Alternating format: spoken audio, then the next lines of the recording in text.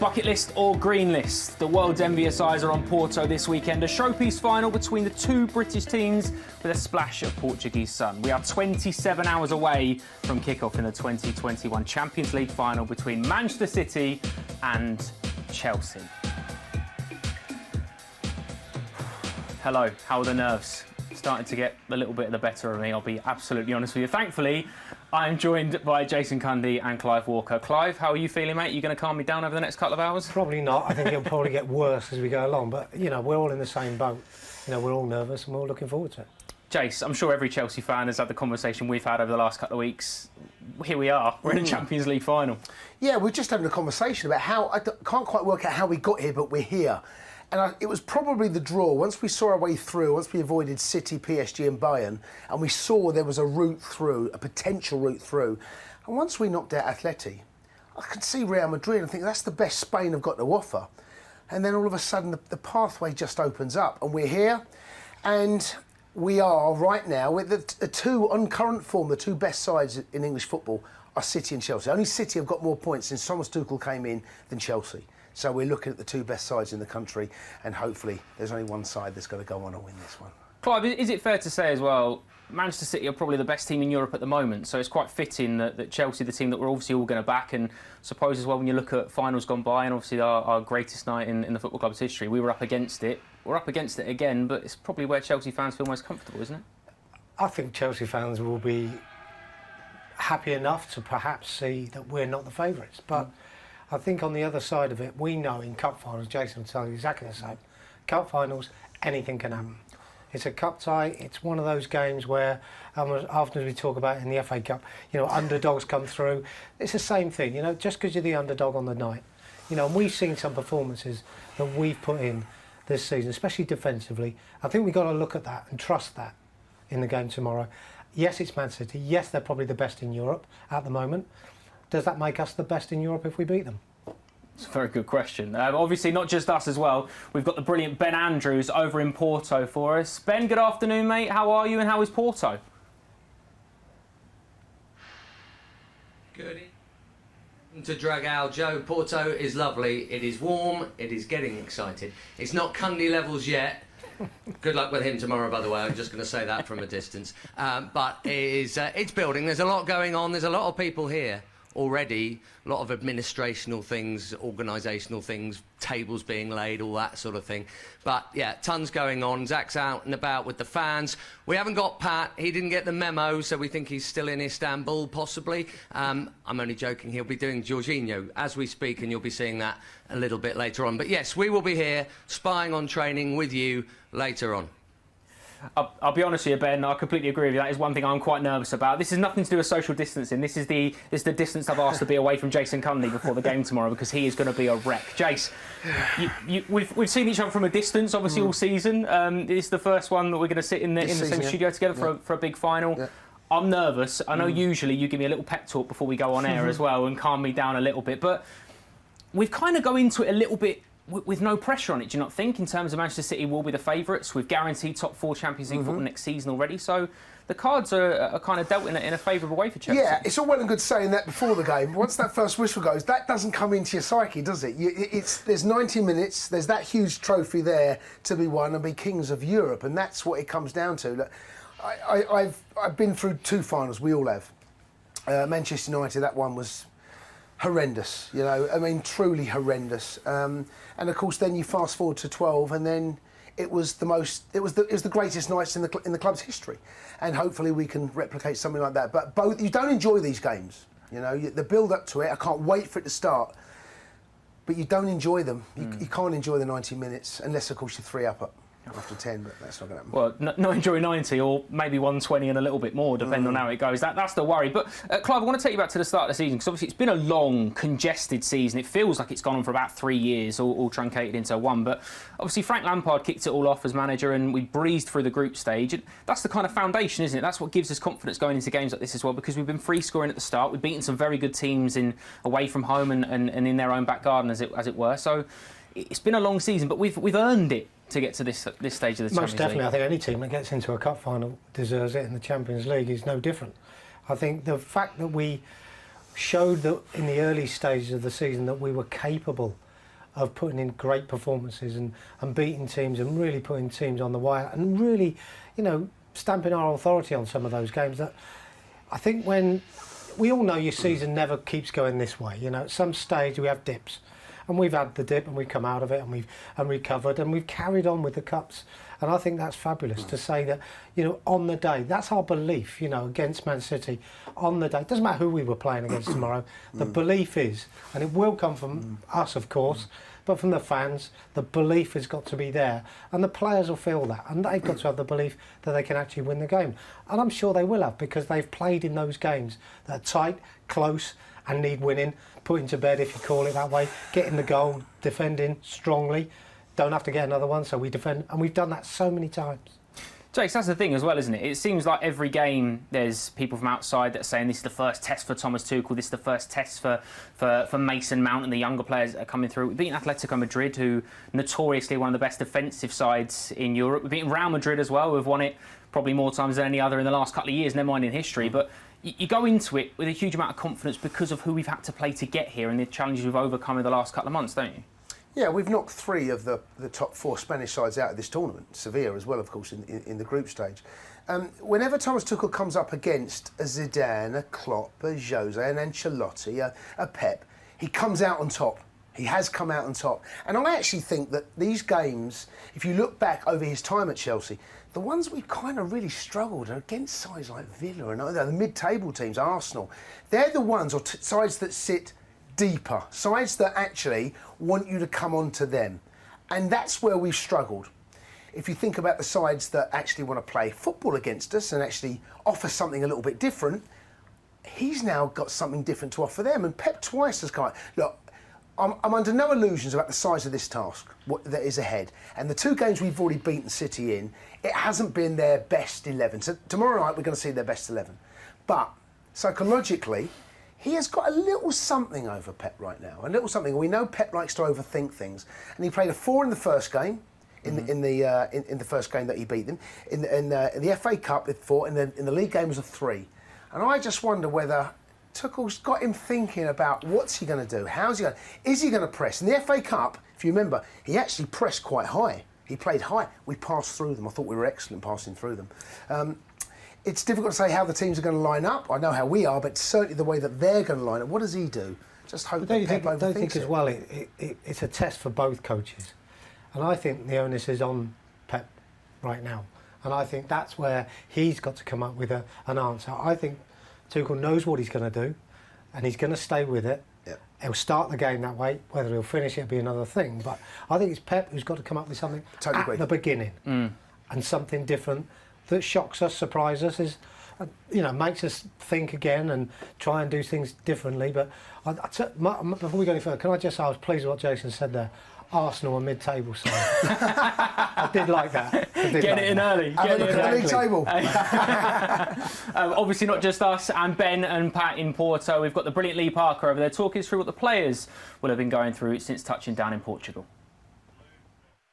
Welcome inside the inner sanctum that is the Chelsea first team hotel overlooking the beautiful city of Porto. Well, the squad are certainly very relaxed, very focused as they continue to prepare for tomorrow night's Champions League final here in Portugal. We were out here a little earlier actually with boss Thomas Tuchel as he was giving us some insight into his starting 11. Look out for that exclusive interview across all Chelsea channels. Well, his is one of many interesting subplots going into this game. He was, of course, the boss of PSG in last year's final as they lost to Bayern Munich by a 0-0. Incidentally, his captain for that game, one Thiago Silva. Thiago is the only existing Chelsea player to have played in this European showpiece, although Mateo Kovacic was an unused sub a couple of years running for Real Madrid. Well, speaking of defenders, it's also a big one for Toni Rüdiger as well, isn't it? Who missed the Europa League final win in Baku a couple of years ago due to injury. And speaking of defenders, that brings us to the skipper, Cesar Azpilicueta, who joined the reigning European champions back in 2012. And sitting down with him this week, he believes that this game is a culmination of a 9-year journey leading to the Champions League final. Time flies, you know. When I arrived here in 2012, I remember perfectly when I arrived, you know, and not only in terms of football, obviously I had the chance to play a lot of games, win trophies, but also in my personal life. You know, I arrived here as a young lad, and now look, you know, my 3 kids, they were born here, and you know, they speak even better English than Spanish. Well, it means a lot. Of course, I'm really proud to be captain of this club, to represent and lead my team. That's, as you said before, 9 years, and you know, we get this chance, and when you get into these kind of chances that they don't come very often, we have to give everything to try to win it.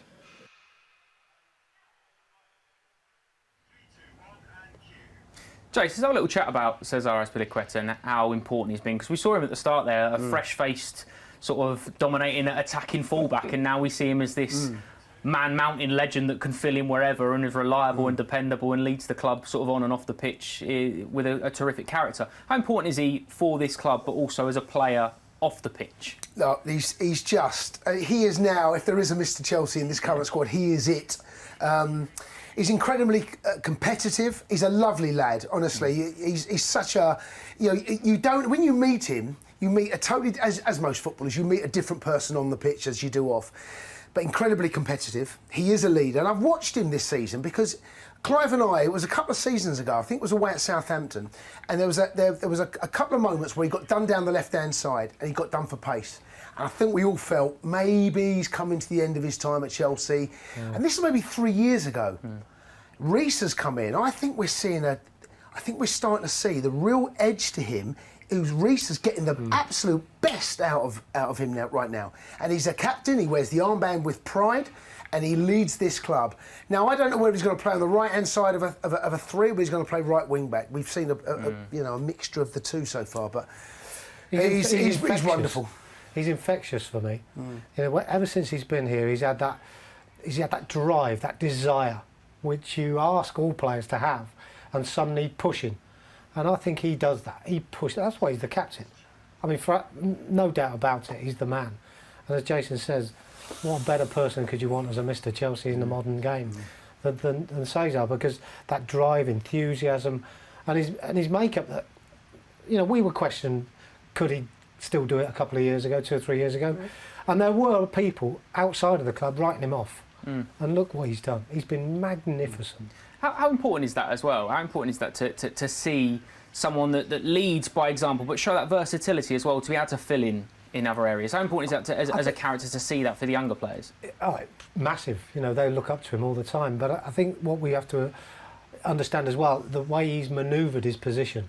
You know, came here as a right back, solid, best one-on-one defender going, and then the side changed, the manager changed, or the coaches want to do things differently. Back 4 to a back 3, where does he live? Where does he fit in? Alongside the 3, okay, well, we'll do that for a little while. And then he became very, very good at that. And then we see him pushing on as an attacking midfield player. And you're thinking, can he physically do that? And he goes again, doesn't he? Goes on to another level. And you're just thinking, wow, this guy, I would love to have played with him, wouldn't you? Well, he broke into Chelsea's first team, taking Ashley Cole's place at left back. That was where he first broke in. So he is, I mean, talk about versatility in abundance. He's been fantastic, and like you said, not just a player, but as a captain as well. Let's have a little listen to our vice-captain then, Jorginho, who's been chatting to Pat Nevin.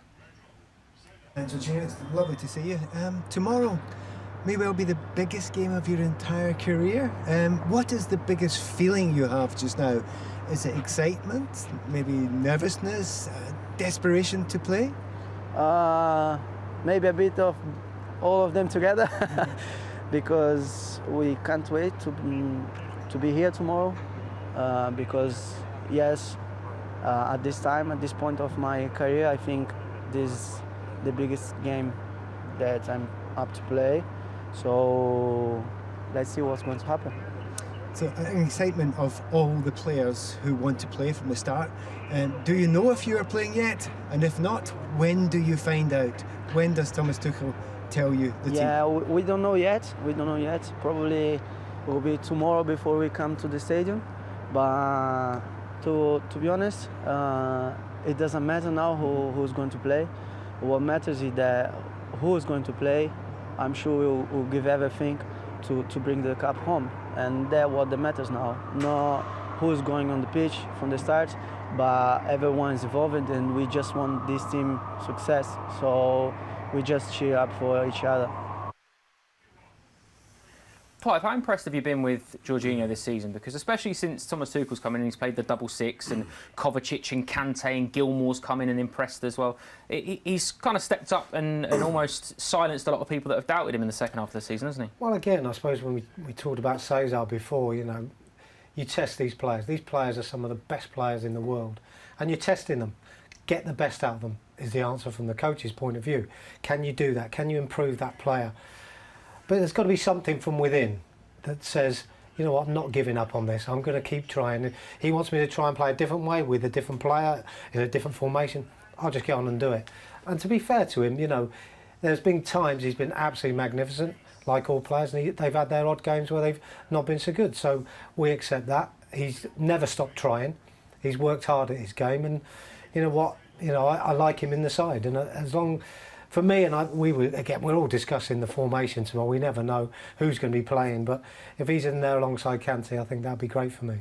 It's important as well, and he's a penalty taker as well, if it gets to that level anyway. Let's have a little listen to some of the press conferences and the latest that's come from that out of Porto. To today's press conference, if you'd like a question, please raise your hand and we will get round to as many as we can. We're going to begin with John Cross, if John's available. Yes, I hope you can hear me. We can. Thomas, I just wondered what the build-up has been like in the last few days. Do you see the real hunger and the desire in the players' eyes? Just how big a final is this, and how big an opportunity is it? How determined are the players? Well, I would say I have full trust that everybody wants it. It is about, of course, it is about hunger, and it always on highest level in sport, it comes down to the question like, how bad do you want it? But I felt us very concentrated. I felt us very focused. I felt us very disciplined in the build-up of this week. I feel us with a genuine confidence, which is very nice to have, and which is a very nice feeling to arrive in a final. We had 2 training sessions in London. One yesterday we did a bit of a tactical session because today is obviously live. So today is the last training to find out the last details, to get the last feeling, and also more important for the players to get a feeling about the stadium and feel it, smell it. And the occasion is coming closer. And then from dinner today, we will have a countdown with 2 meetings tomorrow and the big match coming up. Jacob Steinberg. Hi, Thomas. Hi. How much of this do you think will come down to the tactical battle between you and Pep Guardiola? Obviously, you know, he's such a great manager, and it's so difficult to play against his team. Do you think it's about you versus him, or is it more than that? It's much more than that. I would never suggest that it's me against him, because we don't have a match of tennis tomorrow.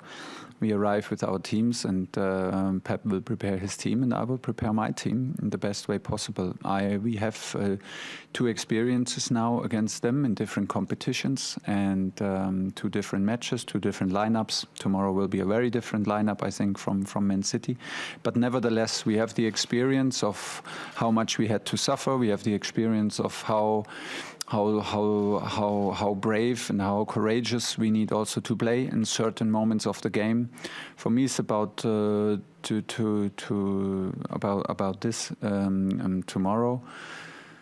It's always tough to play against City, Bayern, or Barcelona when Pep is at the sideline. They create, and he creates this team with this huge belief and this huge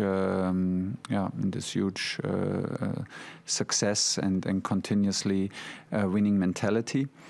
So they are maybe in the moment the strongest team in Europe and maybe in the world, and they have a huge gap. They have built a huge gap between them and us in the league. But we closed the gap for 90 minutes in Wembley. We closed the gap for 90 minutes in City, and this is what we want to do tomorrow. Ian Ladyman. Hi, Thomas. Can you hear me? Yeah. In your team and in Pep's team, there are 2 or 3 very promising and very prominent young English footballers. I just wanted to ask you, as a coach who has worked obviously in Germany and also in France, how the perception of English footballers in terms of their technical ability has changed over the last 4 or 5 years, if indeed you think it has.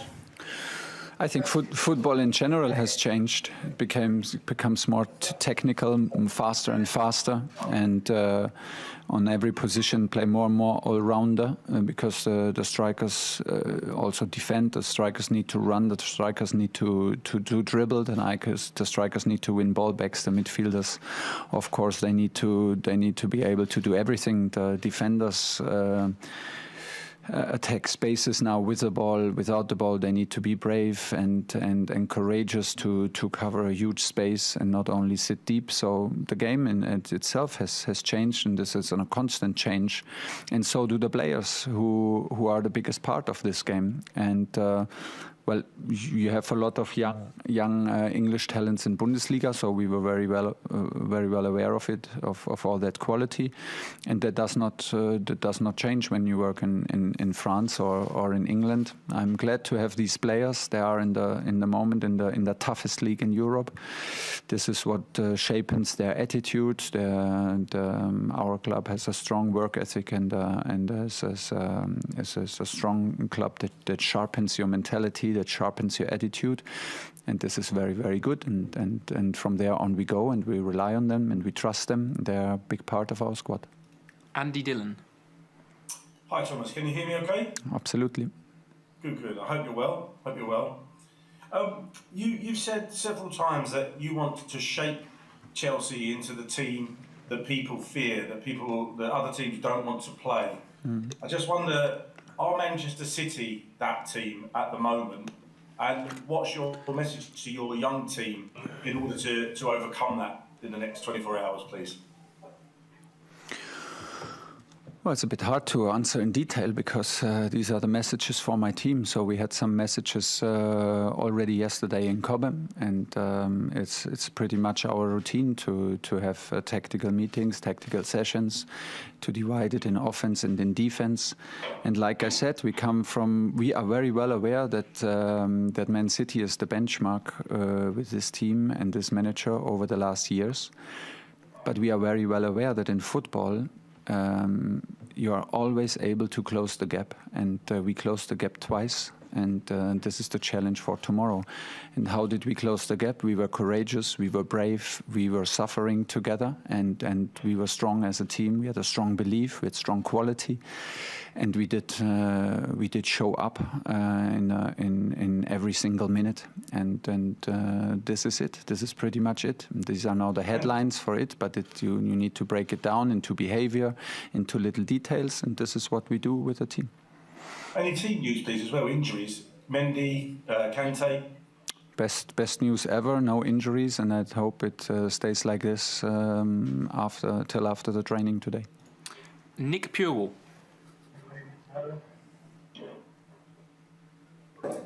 Hi Thomas, just wondering, how do you practice penalties as a squad? And obviously, after what happened in the Europa League final, would Mendy or Kerr be ready to take a penalty if they were required to do it? Well, I hope so. We always practice penalties when we face a match where it's possible that it's going to penalties. Can we simulate the pressure, the fatigue, the occasion, and how it will feel tomorrow? No, we cannot. But still, we believe that we can take care about some patterns and about a certain rhythm and a certain habit during penalties, which we did. And honestly, the penalty shootout was fantastic in terms of quality from the takers, which was I don't think I've ever saw something like this. 20 penalties in a row and no miss, and so strong and with such a great belief taken, well taken.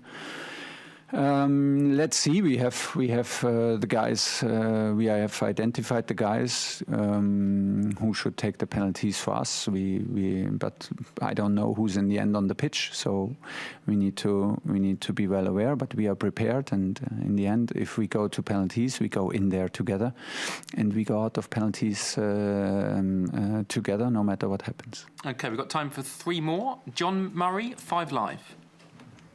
Right, Thomas, I just wonder what personally you and your staff can do, what you can take from the experience you had of being in a Champions League final less than a year ago, and to try and make it go your way this time. Yeah, but it's a different team and it's a very different situation. So if I was a player, I would not like my coach to talk about his personal experience in the last year. I don't think if I was a player that would help me. If we had this experience together, then we could use it and we could share it and we could grow from it. But it was. Like you said, for me and my staff, experience is a crucial thing in coaching. And after every match, I'm a bit a smarter coach and a more experienced coach. And this is the demand that I have to myself. So, of course, we learn our lessons from defeats. But it was, like I said, it was a 3-match tournament. It was a knockout tournament. It was Bayern Munich in the final. It was Paris, our team. So there's not so much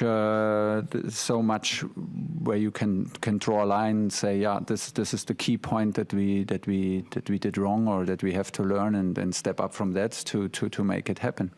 I don't think there is, but like I said, we need every match to evolve as coaches, and this was a big part of it. We feel that we've come a long way. We have 6 matches played in Champions League together.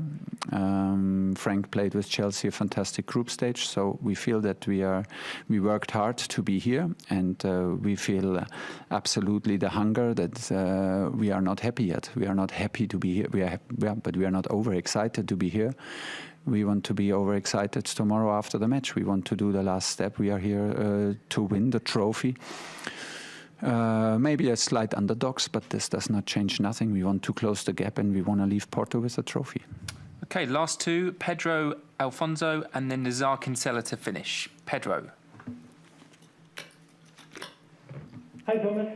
How do you feel about to play another final in Portugal? And Guardiola always made tactical change when he played against you. It was like in Germany, also now in England, in the last 2 games. What tactical surprise do you expect tomorrow in this final?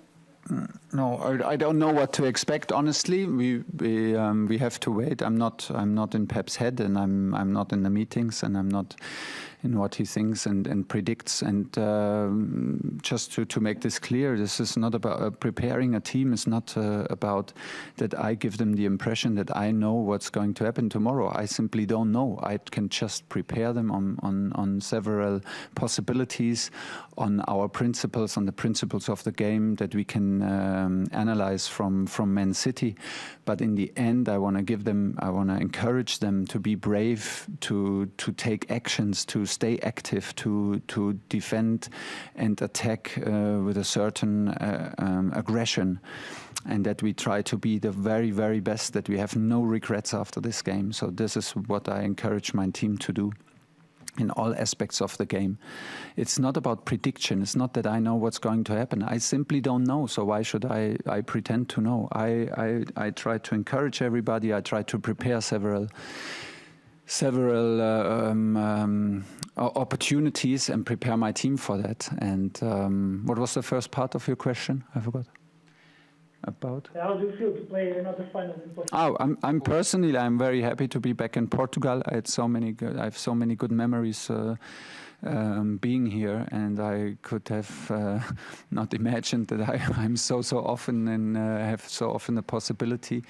Last time I was here in Porto, I was a huge admirer of the stadium. So now to be here again and we played now against Porto, but we needed to play in Sevilla, and now to be here again in this stadium brings all these memories back. And we played also against the teams from Lisbon, Benfica and Sporting, and we played the final 8 in Lisbon, and so now they brought it again into Porto, and it feels very, very good to be here. Everybody is super friendly. It's a fantastic stadium from a fantastic club that I watched from my early childhood when they played against Bayern Munich in the final, and so a lot of memories come up once you are here in Porto, and I'm very happy to share this with my family on the stands, and it means a lot to me. Last question for Thomas, Nizar Kinsella. Hi Thomas, congrats on reaching the final. I just wanted to ask you kind of what emotions are useful and what emotions do you want to avoid ahead of the final, and how can you sort of influence the players, you know, after the training session today, in the evening or in the morning to feel the right emotions before the match? Well, today, like yesterday, we were very concentrated, and we had to because we had a tactical session, and it was in the manner that we normally do tactical sessions. But don't get me wrong, I don't want to pretend that this is a normal week, because it's not a normal week. So everybody feels different about it. But we arrive in the countdown is on for a big match, and maybe the biggest match in Europe. So it's a very exciting, it's a very demanding week, mentally, physically, and we need to get it right. We coaches need to get it right. Today, for example, was a very relaxed day. We had the possibility to enjoy some quality time on the hotel, the beautiful hotel, beautiful weather to relax and to breathe a bit, and the atmosphere around it to connect with our core, with our love to the game, with the passion that we all shared as little kids, and to connect to that. That was the day today.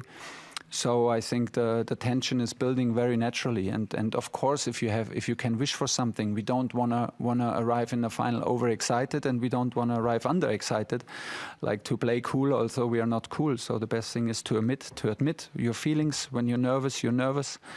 You're not the only guy. Maybe the coaches as well. A bit nervous, you know. To be nervous is also, you can use it to be on your best level. Pressure is sometimes a huge boost, and sometimes it's a big backpack to carry. So just admit it, and no words from some words maybe will help, but in general. Let's be who we are, and we are a strong group, and we have a genuine trust and a genuine belief in what we do and what we are capable if we do things together. And tomorrow we will absolutely arrive together. Everybody will be here to be a strong Chelsea group to do the last step and to win this cup. Thank you very much, everybody. He looks so calm, so composed. A man that is 24 or so hours away from a Champions League final. He's second in 2 years, of course. The first coach to do that with 2 separate clubs, which is obviously a huge achievement. In very soon, we'll hear from Cesar Azpilicueta and Jorginho as well, doing the press rounds in Porto. There's lots of build-up. We've got Zach, we've got Ben, we've got Pat over in Porto. We'll keep you across Lee Parker as well, and we've got loads going on. Jace, it's important to remember that these players are doing it for the first time as well, so it's going to be important and interesting to hear what they say. So here is Cesar Azpilicueta and Jorginho. Okay, good afternoon, everyone. We'll follow the same format as before with Thomas Tuchel. Please raise your hand if you'd like to ask a question. We will start with Sami Mokbel.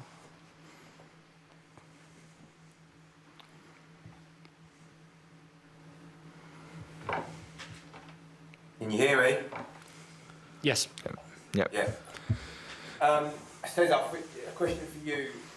Skipper going into a Champions League final, it's almost sort of stuff dreams are made of, really, isn't it? How much pressure do you feel on yourself to lead these guys out tomorrow, going out there? Good afternoon. Of course, every player, and when you're a kid, you dream to be playing these kind of games. To lead the team out in a final of the Champions League is obviously a moment that I'm really proud of, but we want to win it, and of course I wish I'm even prouder after the game. We are ready to give everything. We know that it's a massive opportunity. It took 9 years to be back in a final of the Champions League for the club, so obviously it's a big opportunity for everybody. Okay, we'll go to Simon Evans. Hi. What would you say is the most difficult challenge that you face against Manchester City? From watching from the stands, it looks like it's very, very hard work playing against City. But what do you find, from your experience, the most difficult thing about confronting them? Well, they are a team that they try to create a lot of opportunities, that they move the ball quick.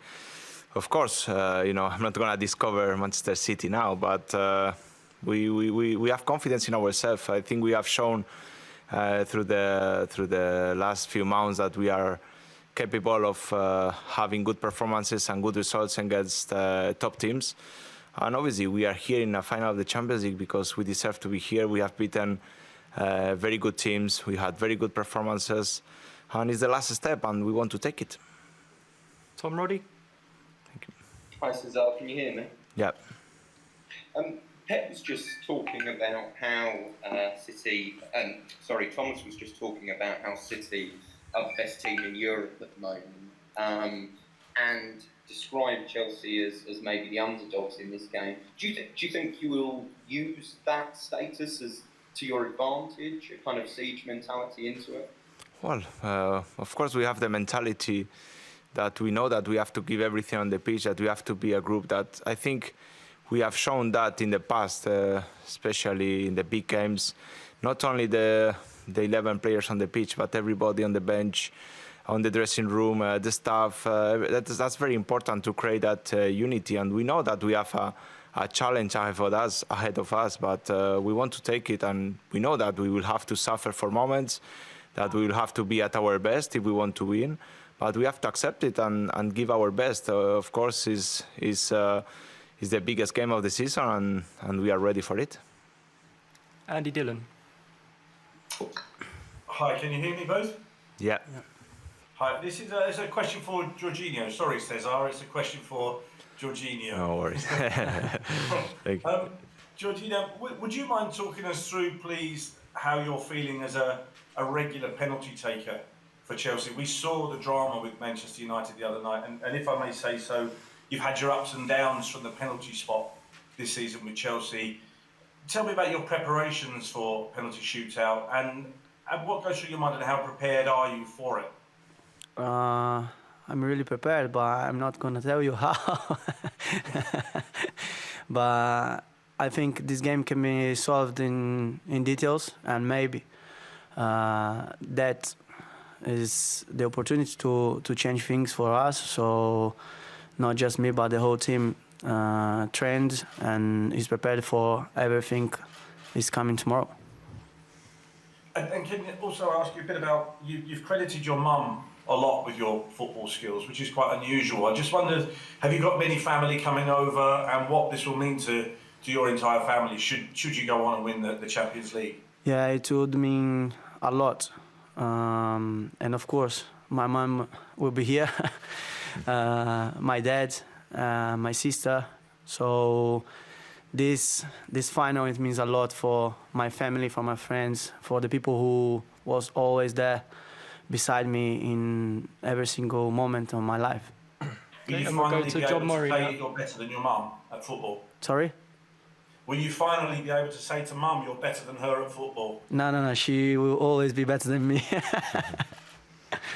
Okay, we'll now go to John Murray. It's a question for Cesar, if that's okay. Yep. Hi, yeah, I can hear you, yeah.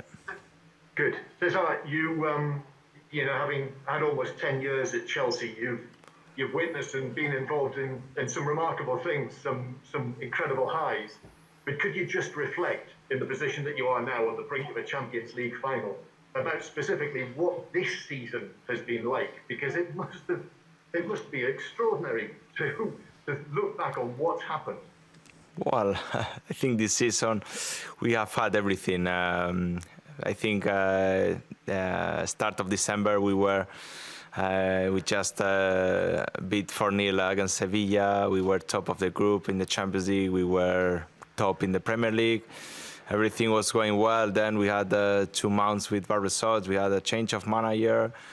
And to get here where we are today, of course, has this massive credit to the group, to the manager, everybody involved. We have been working so hard, but we want to make it special, and making it special, it means winning tomorrow, because it's the biggest trophy that we can achieve as a club, and of course we want to make it happen. Maybe a lot of people doubt about this group, about this club, but we are back into a final of the Champions League, and now the only thing that we have to do is leave everything out there. Tomorrow, it's a special day. We have the fans back, which is massive for everybody, and we want to make history, and we have it in front of us.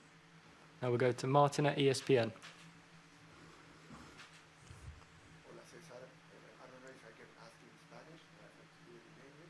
In English, please.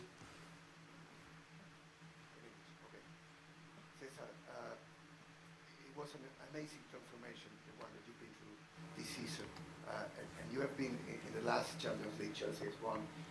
What do you find similar to in the group as the group that you had back in 2012, and also what do you think in your position has been the most important transformation that Thomas has brought to the team?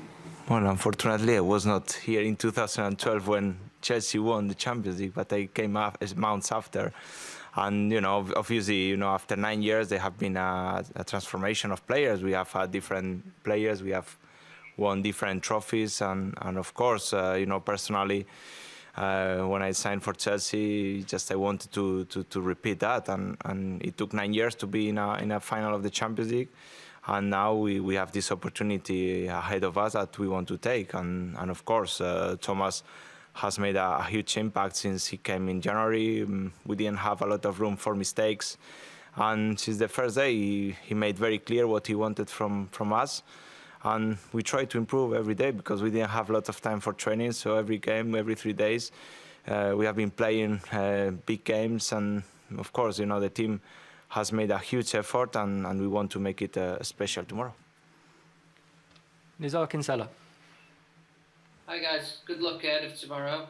I just wanted to talk to George, about how he reacted when Chelsea beat Real Madrid in the semi-final. I saw you collapsed to the ground, exhausted, emotional. I just wanted to understand what you felt when you beat Real Madrid, because I saw your reaction on TV and it looked emotional. Mm-hmm. It was emotional and physically as well, because we spent a lot of energy and I was really tired after the game.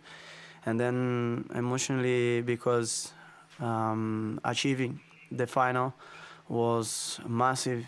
Not just for me, but for this group as well, because we've been working so hard for that, and then everything came across my mind, everything I've been through to get here. So I thought everything in the past and what I was living that moment.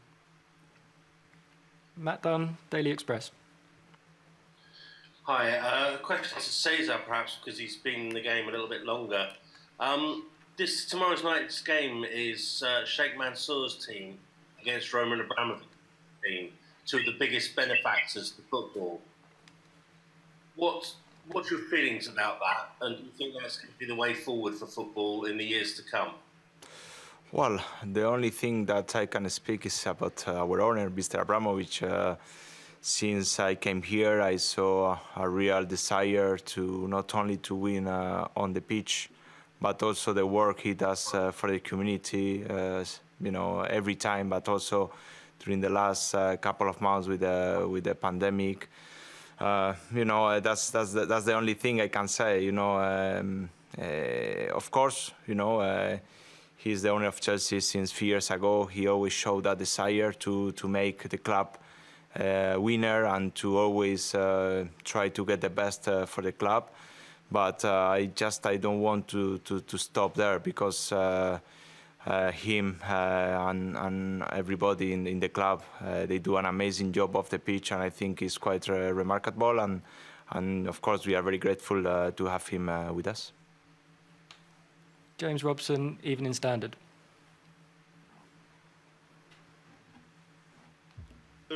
for Cesar. It feels like in that you've really closed. So if you look at the points difference in the league and obviously what Chelsea have done in both cups in that time, what do you think is the significance of tomorrow's game? Not only just obviously being European champions if you win it, but also to prove that next season that you are perhaps the main contenders, the main rivals to City's crown, both for you and for them, I suppose, psychologically.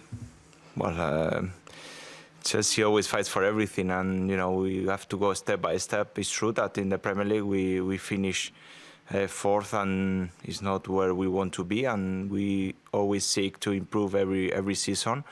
So obviously that's a challenge that we have next season, but tomorrow it means a lot. Just to be European champions is obviously a massive achievement, and then we will focus in what's coming next season. But of course tomorrow is a big game, and we know that we will have to be at our best. Okay, and we'll finish with Jacob Steinberg. Hi, Cesar. A lot has been made of Jorginho being the team's top scorer, but we've seen Timo Werner have a really big impact in the last 2 games against Manchester City. I just wonder what you've made of his first season, because there have been some difficult times, but it seems like he's fought through them. What have you made of him, sort of the determination and to come through that? And also as captain, have you done anything to kind of gee him along to get his confidence going? Because he has spoken about at times going through a rough patch in front of goal and how that affected him. Well, I always try to help him. Obviously, we know that we are human beings, and when things are not going in our way, sometimes we can suffer, but we are here all together supporting each other. Sometimes the strikers, they are seen as the goals they score, but Timo's contribution overall in the team, the runs, the penalties he got, the assists he got, has been massive. And of course, he's a very important player for us. Of course, as a striker, he would like to score more goals. And it's important that he has this desire, this determination, this ambition.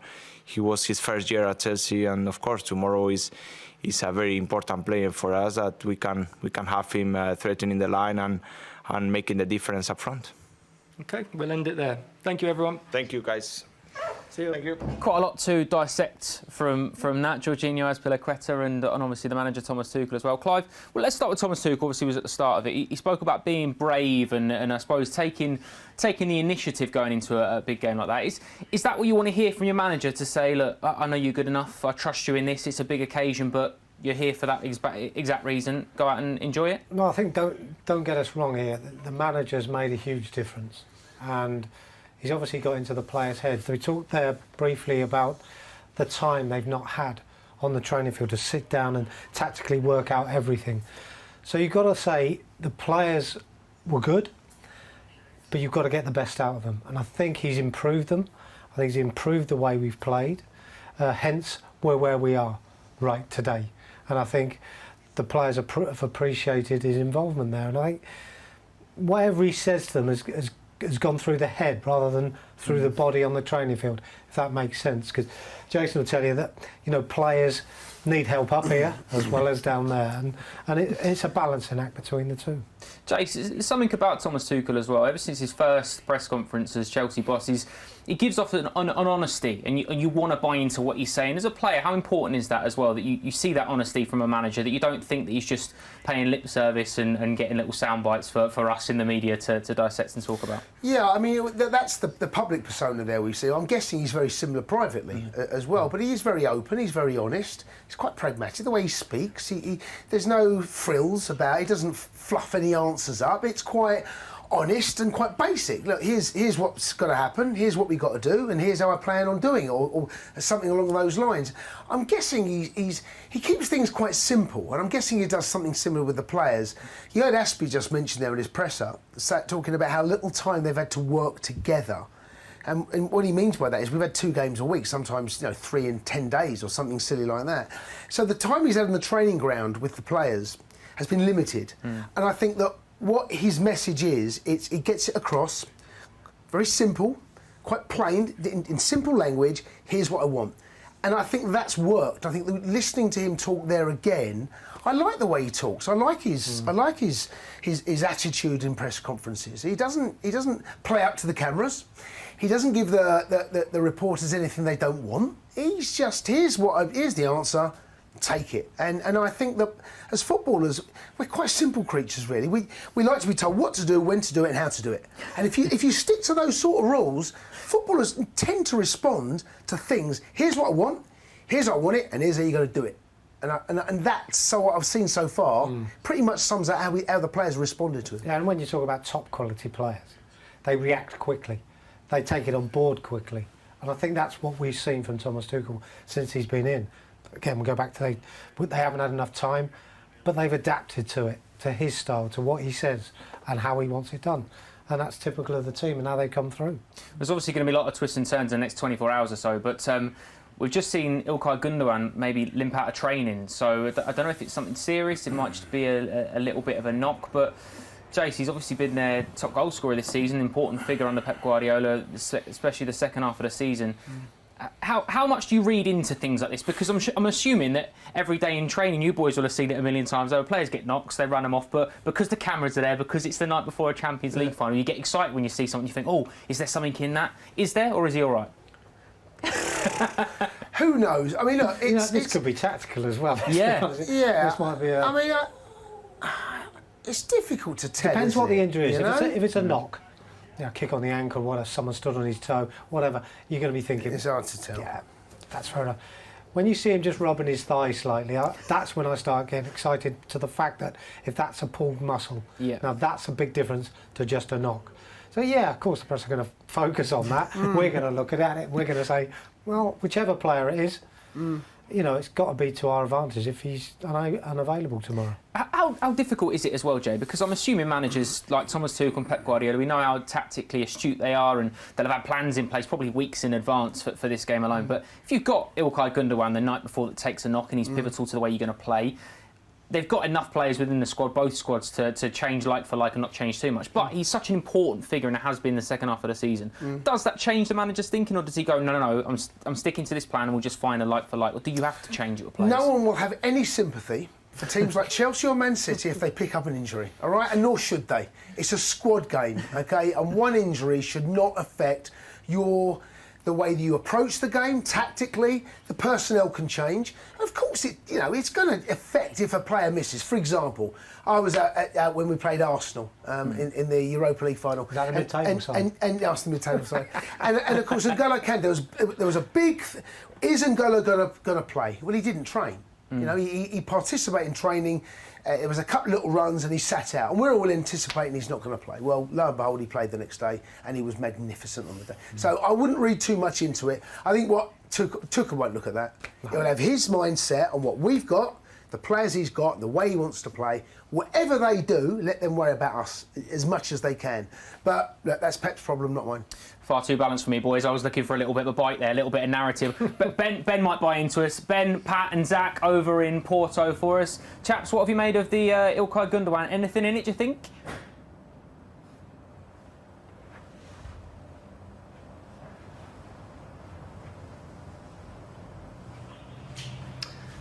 Yeah, that's an interesting one, isn't it? Shades of Ashley Cole, which we will get to shortly. But look, I've got some friends. Hooray, I'm not on my own anymore. Zach has been out in and amongst the fans. How is it? I have. It's getting busy. It's getting busy, Porto. It really is. The fan zone is getting built and the fans around it. Yeah, you can hear the chants. It's good fun. Pat's been talking to Jorginho over there. I thought he and Asprey and Tuchel. Interesting that you got the senior boys coming in, the captain, the vice-captain. Level, calm heads, all very cool, led by the boss, who's the coolest of the lot.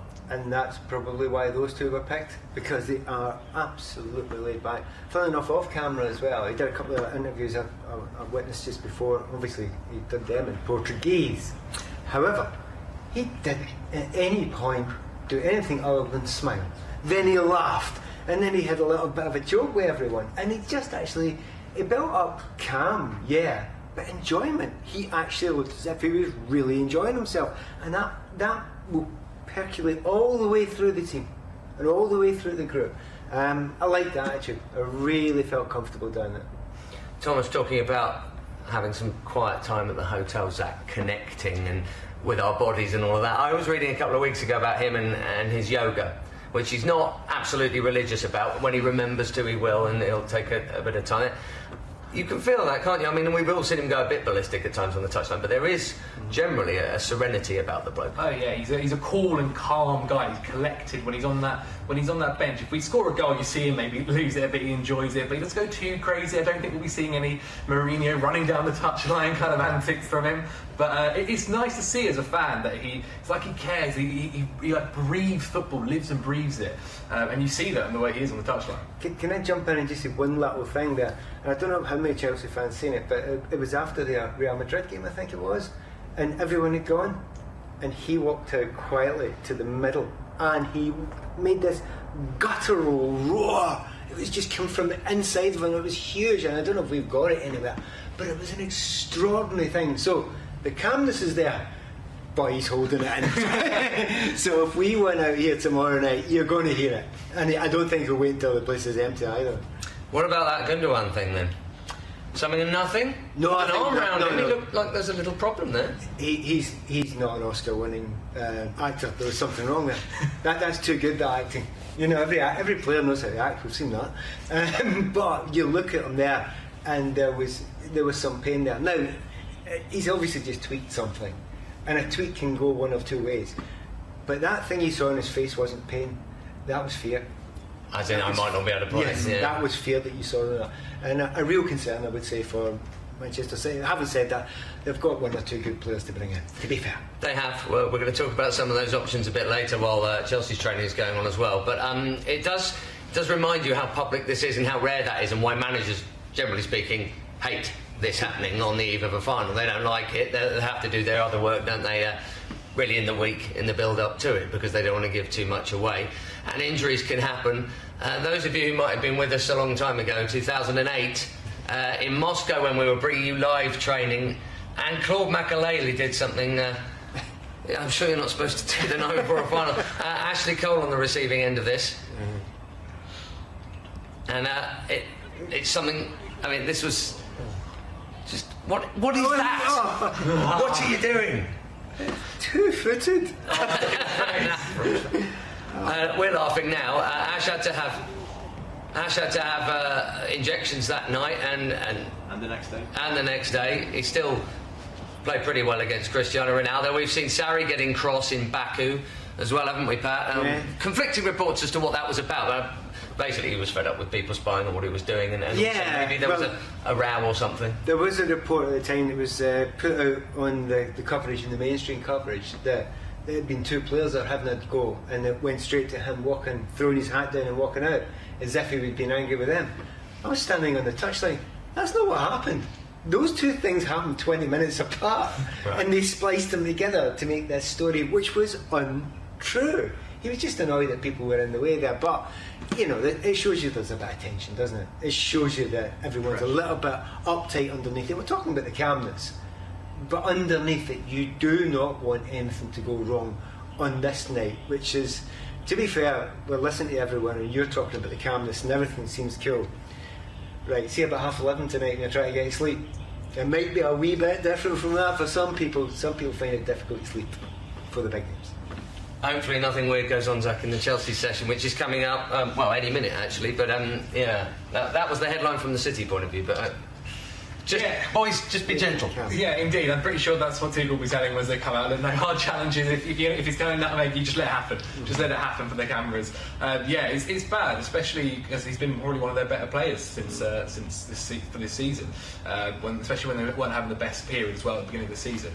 It's not great. However, you did mention that their bench isn't too bad.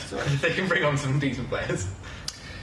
Right, my money is on Kanté definitely going through somebody the day before if he's going to be so hyped up. We're going to hand it back to Joe and the boys in the studio, and we will see you later.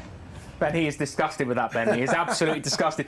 Jay, did you get asked that? Did you get asked that before the game? Manager say to you, no 50-50s. In Claude Makelele's case there, afternoon Claude, if you're watching, it was more of an 80-20, I think, in terms of that tackle. It was a shocking tackle.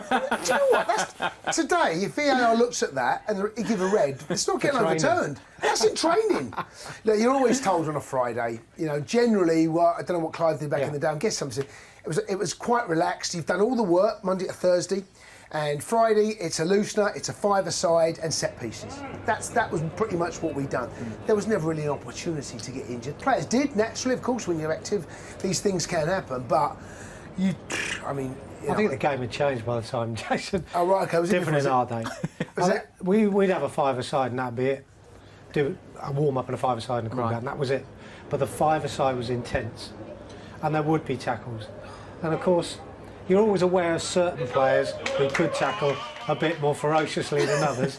And I know Ron Harris comes to mind, but there were one or two others as well who could handle themselves. So yeah, you just had to be aware of it. But I don't think they actually went through with challenge. And that Claude Makelele camp was as bad as I've seen in training.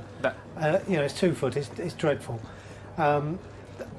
To follow through like that is probably worse than coming in solid and unnecessary. Unnecessary. You're seeing the boys come out now, getting ready to train. I think the boys in Porto obviously spoke about it a little bit, Clive. But the calmness that seems within the Chelsea camp. I know that for a lot of these boys, it's the first time they'll play in a final. We've all read the narratives. We've all been there all season when we've seen how big a deal it'll be if Edouard Mendy makes it, for Mason Mount, etc. Reece James, and plenty of players that will. Dream of a Champions League final. Every footballer does, and there's not many players on that will experience something of the like. But the manager has. So does that calmness from the manager, does that bleed into the players? For sure. I think that's a big part of it. I think his experience is huge. I think as well, players, we say about the players they've brought up today, captain, vice-captain, 2 experienced guys who know what they're doing when it comes to a press meeting. They might not tell you everything you want to know, but they'll handle it correctly. That doesn't mean they're not nervous as well. They come over calm and assured and relaxed, and they know what they're talking about. But it doesn't mean there's no nerves. There'll be nerves within the camp, for sure. And it's up to Thomas Tuchel to get those nerves to be focused in the right direction. Get that working for us tomorrow and hopefully get off to a good start. Jace, I know that every Chelsea fan has probably done this in the WhatsApp group. Everyone's asked it of each other as well, but do you think you can name the Chelsea team for tomorrow or not? I could name my Chelsea team. Okay, go on. Yeah, I could give you and I think I'll probably be very, very close. Okay. Mendy. Right. Rudiger, Silva, Aspie, Reece, N'Golo, Jorginho, Chilwell, Mount, Havertz up top, and in behind him, Werner. How different is yours, Clive? We have discussed it earlier, and we've had one or two. Is Pulisic maybe going to get a chance? That's the only person I would look at. I think we can look at the position of Reece James and Cesar Azpilicueta, who plays in the back three, who plays as a wing back. Again, that's tweaking it. That's for Thomas Tuchel to understand who he's going to be up against. Reece, if he plays further forward, if he's up against Mendy, whatever. So there's going to be those little tweaks, but I think essentially that for me would be a very similar team. Yeah. I think. Sorry, just on that, I think Clive's right. Aspie or Reece, where do they play? Reece has played that right of 3. Aspie, right wing back. I prefer the other way round, personally. I think that Reece gives us more going forward, and Aspie defensively is as solid as they come. I think we lose more than we gain defensively, and I understand why he's done it a few times. Ollie Watkins' pace and Jamie Vardy's pace. I get it because Reece is quicker than Aspie. I get that. Other than that, who's the speed merchant they've got? They're a different team. They haven't unless might not play a centre forward. Well, they always have someone running from deep, and generally, if you're talking a speed merchant, it can be Sterling. I'm not sure he's going to start, if I'm honest. Yeah. So I think that it's these are the problems that we're discussing here. The manager's got.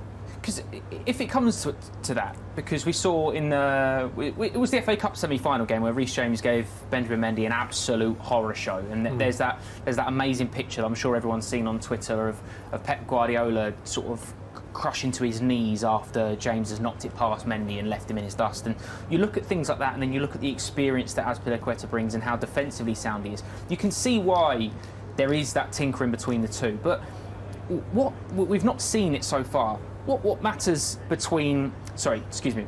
What changes if he wants to start Aspie on the right-hand side, keep things tight for half an hour and then swap that after a while? Can that happen in a game? Is that too much? Are you tinkering too much with the team there? I think this is too big a game to... He'll have that in his locker, but I don't think he'll be giving that out to the players that if this doesn't work, we'll swap you around. I tend to think that what we're thinking here is the way City play. It's all pass and move. Very rarely do they throw balls in behind for someone to run onto, as Jason said, with pace. Don't seem to have that unless Raheem Sterling's playing. And I think that's why Azpilicueta's experience, playing alongside Thiago Silva, for me, would probably be the right choice. And of course, you've got to think, if Mendy's playing for Man City, what's in his head if Reece James is up against him? You know, straight away you've got negative thoughts going into the opposition, and that's what you want. Is he going to sleep if he thinks Reece James is up against him? You know, straight away he's got a problem. Oh, absolutely right. And Jace, just on that, because you and Clive have differed a little bit in terms of your 11, virtually the same. But you know, we've seen Andreas Christensen come back into the reckoning fairly recently. It's a big game to come into if you've not played any football, potentially maybe a little bit too much. But Mateo Kovacic has come back in.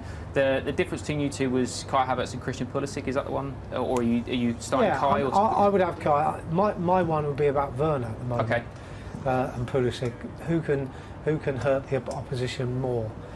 And again, it depends on how we play, but who would have the bigger impact coming off the bench? You know, it's all those little things you've got to think about. You know, maybe for me, I mean, maybe Jason's formation is right. Bring Pulisic on because he's got that air about him that says, I can do this. I can change the picture. Whereas Werner will slot in and be a team player. At the moment for me, Pulisic is an individual, total individual, and can make such a difference as an impact player. But if he started, I wouldn't blame him. No, absolutely not. I mean, Thomas Tuchel has tended to get it right against the bigger managers and the bigger sides so far this season. Ben, I believe you're going to talk us through Thomas Tuchel's record against the big boys. Interesting stuff. We could argue about team news all the way to the end of the show and right through to kick-off tomorrow. I'm sure we are going to be discussing our thoughts on the big decisions Thomas has got to make there. Interesting that Clive was talking about Pulisic. I'm sure he will be a big part of those conversations. As we watch them here, Pat, and there's another young German who might get the nod. Standard warm-up. What are we going to see out there realistically by way of training session here? Try very hard to get used to the pitch, right? It's all about what studs you're going to wear. Unlikely to be much different tomorrow, the conditions. Just be wet again. So get used to that. Make sure you get your legs moving. Double checking the guys that have had little niggles. So there's one or two have had little niggles. So we need to find out if N'Golo is okay. That sort of stuff. For everybody else, you want to get through this. It's actually, do you know what it is? It's a release of energy, this. It should be something different. It should be, but you're not going to learn any tactics here. You're not going to learn any new skill that you don't have before, but you need a bit of a release of energy the night before. And that's what this does more than anything else. For the press, you get to see them, we get to see them, etc. But for the lads, it's just to get a little bit that way. Zach, the record against the big boys since Thomas has taken over has been very good. Very few goals conceded, never mind points dropped. There was a 0-0 with Man United, but obviously the 2 wins with City, people have been talking about a win and a clean sheet against Spurs. We could or not count Arsenal, I don't know whether we want to do that, but Anfield up there, a win and a clean sheet there. Real, Atletico. That says he can do it when it matters, when it's, you know, someone serious. Yeah, exactly, and I'm pretty sure it gives not only Thomas but the players confidence. They've been here, they've done that, they've played against some of the best teams, Manchester City in the league, in the FA Cup, in the semi-final, and proven it when it's needed to be proven, every single time. And also playing really well. They've not fluked some results, they've not just got by, they've dominated games, and in the games against Manchester City, you came out of it thinking Chelsea deserved all 3 points, Chelsea deserved to go to the final. So I think it's you have to take some confidence from it at the very least. You would hope so. 2 out of 2 ain't bad, as someone nearly said once. But then part of you thinks, does someone really do it 3 times over someone that good? The teams, Pat, very different. Much has been made of Guardiola's incredible record in cup finals. 14 wins out of 15, lost once 10 years ago to Ronaldo and Mourinho in the Copa del Rey. But very different players. I was looking at the lineups. Manchester City, Walker, Foden, Zinchenko, Mahrez, Bernardo, Gundogan. Not one of those players started either of the matches against Chelsea. Chances are all bar one will tomorrow. So how much do we really put in that Etihad win, or the cup final win, semi-final, excuse me. To be fair, both of them are positives for us, right? You can't actually hide that fact. If we'd have lost, it would have been worse, okay? So let's take the positives out of it. How much positive, I'm not sure. Like you say, every game is totally and utterly different, but there were a lot of different players. They even played a different system against us, you know. So yes, there's a certain bit we get of it, but there's not a player here that there's not one player I would suggest here that thinks this will be similar to those games. Totally and utterly different. You just think, let's go on, let's learn something new. I wonder if Thomas might try something unusual, just a wee change, you know, and that's something that the players would look at each other and think, well, we know what he's capable of. He wins the big games, Thomas. So the fact that he's won the big games and he's maybe brave enough to make a little bit of... What sort of unusual? I like what we did against Real Madrid. I loved what was 3-5-2. You know, we had two strikers up. Mason, you know, if you have Mason in the middle with two others, be it Cover, be it Kanté, be it Jorginho, you know, you've got three in there. Where are City strong? That's where they're strong. And it may be a concept. Well, they are strong everywhere, I'll give you that, but they've not got the best centre forward in the world at the moment, right? So I wouldn't say they're the best in the world at left full back at the moment. I also wouldn't say that defensive line is absolutely perfect because it plays so high, and if you're quicker than them, you can do them. So there's areas that every team's got a weakness. Every single team in history's got a weakness. It might not be a big one, but you need to find out how to use it. And I think playing against them, we need to use that pace. Now, it may well be that, you know, we use one of them, say Havertz up front and Werner slightly off. You can still use your pace from slightly deeper. But I'm beginning to sound like Pep Guardiola now. Overthinking it. But we will. We all do. We overthink it now because it's such a big game. That's what I was actually going to come to next, Zach. He has a little bit of a reputation for doing that. Even though he's got a good record in finals, he's also lost a lot of semi-finals and things like that when he has actually, for want of a better word, just mucked about too much with it. And you just wonder, he might be more likely to do something a bit odd like that. Yeah, he could be his own worst enemy. Whether that's playing a player out of position, a formation they've never tried, trying to do a tactic that they've supposedly worked on in training but hasn't actually worked out on the pitch. And normally you would say in a final, do what you know, do what's safe, do what you know is successful. But at the same time, he's won a lot of finals, and so maybe a change like this is what is always on his mind to get him the win.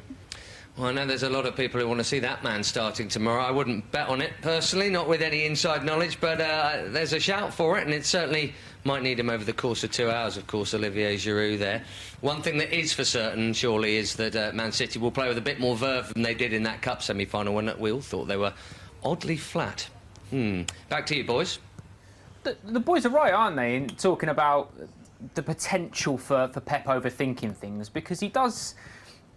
Let's have it absolutely right. Pep Guardiola is a genius. Like, he can be 5 or 6 steps ahead of anyone at one point, except Thomas Tuchel, because he's shown it this season.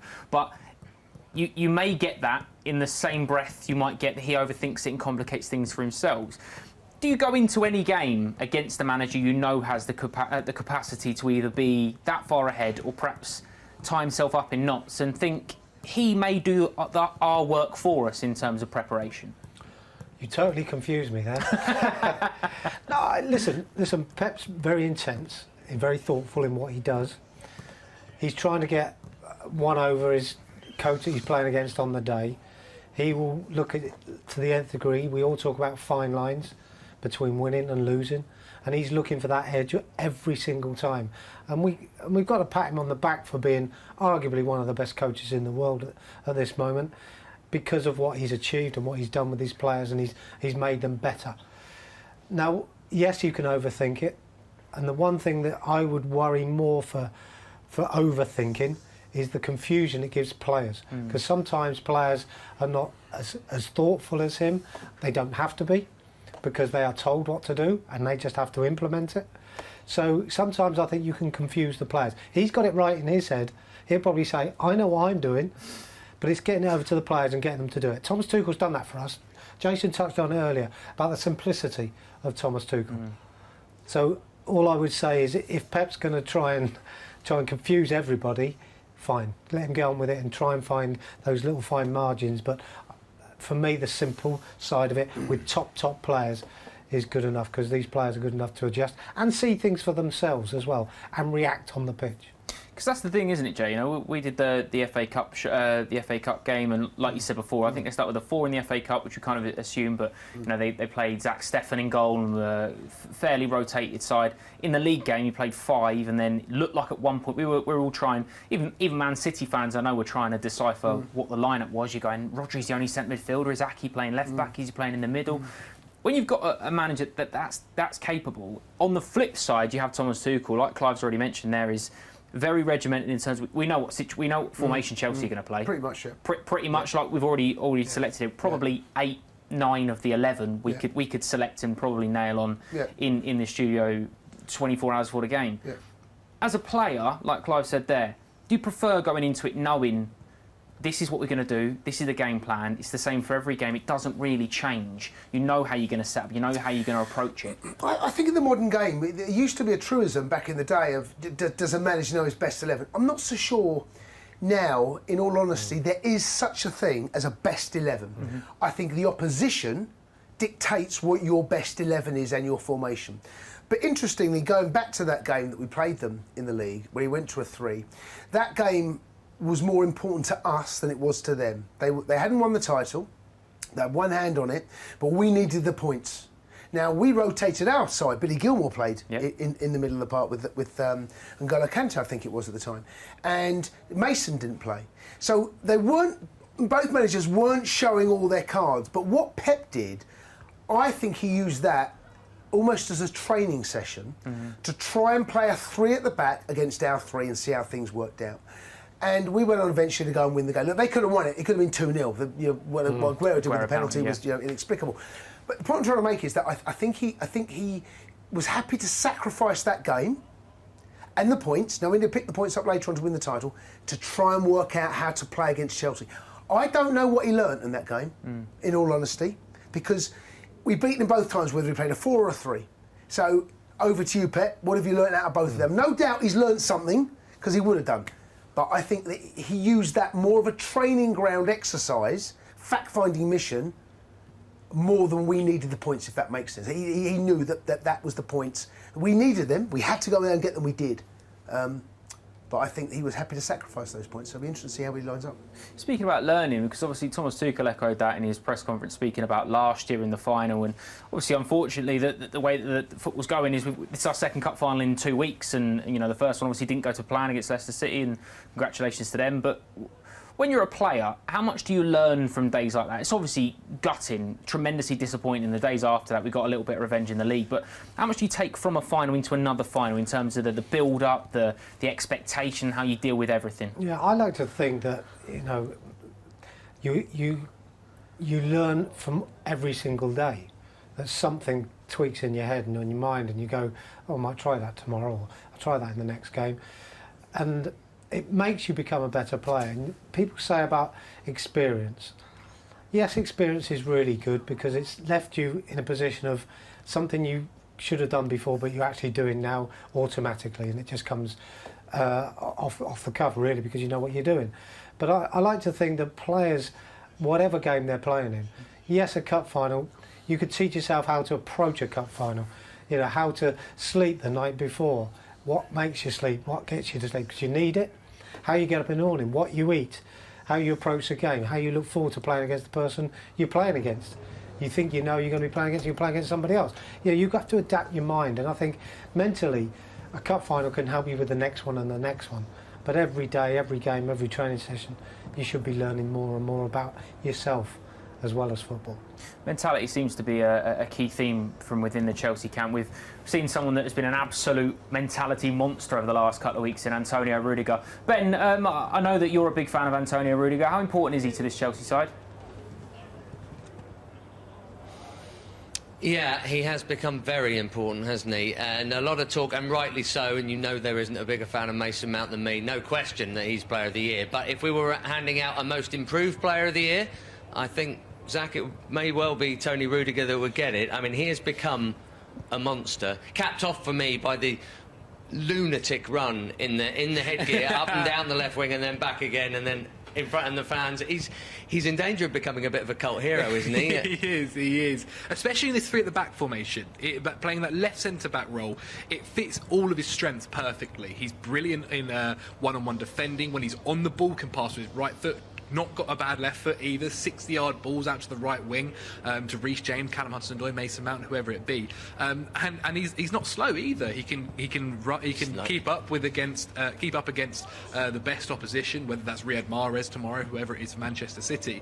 And he's a bit of a leader on that pitch. You can see all the players, especially because we have such a young squad. He's one of the senior guys. A lot of those young players look up to him. And whenever I've spoken to players on interviews, they've always mentioned that Rudiger's the funny guy, Rudiger's the entertainer, Rudiger's the one that puts my arm around me and says that everything's going to be okay. He's a real cult figure, not just to fans but the guys in the dressing room. And Pat, in a squad where there's quite a lot of nice fellas, there aren't snarly old, Terry, Costa, Drogba, people who would grab a teammate and have a bit of a roar. You know what I mean? There's not a lot of that actually. If anything, it could be a criticism of the squad for the last couple of years. It's maybe a bit too nice. He's got a bit of that about him.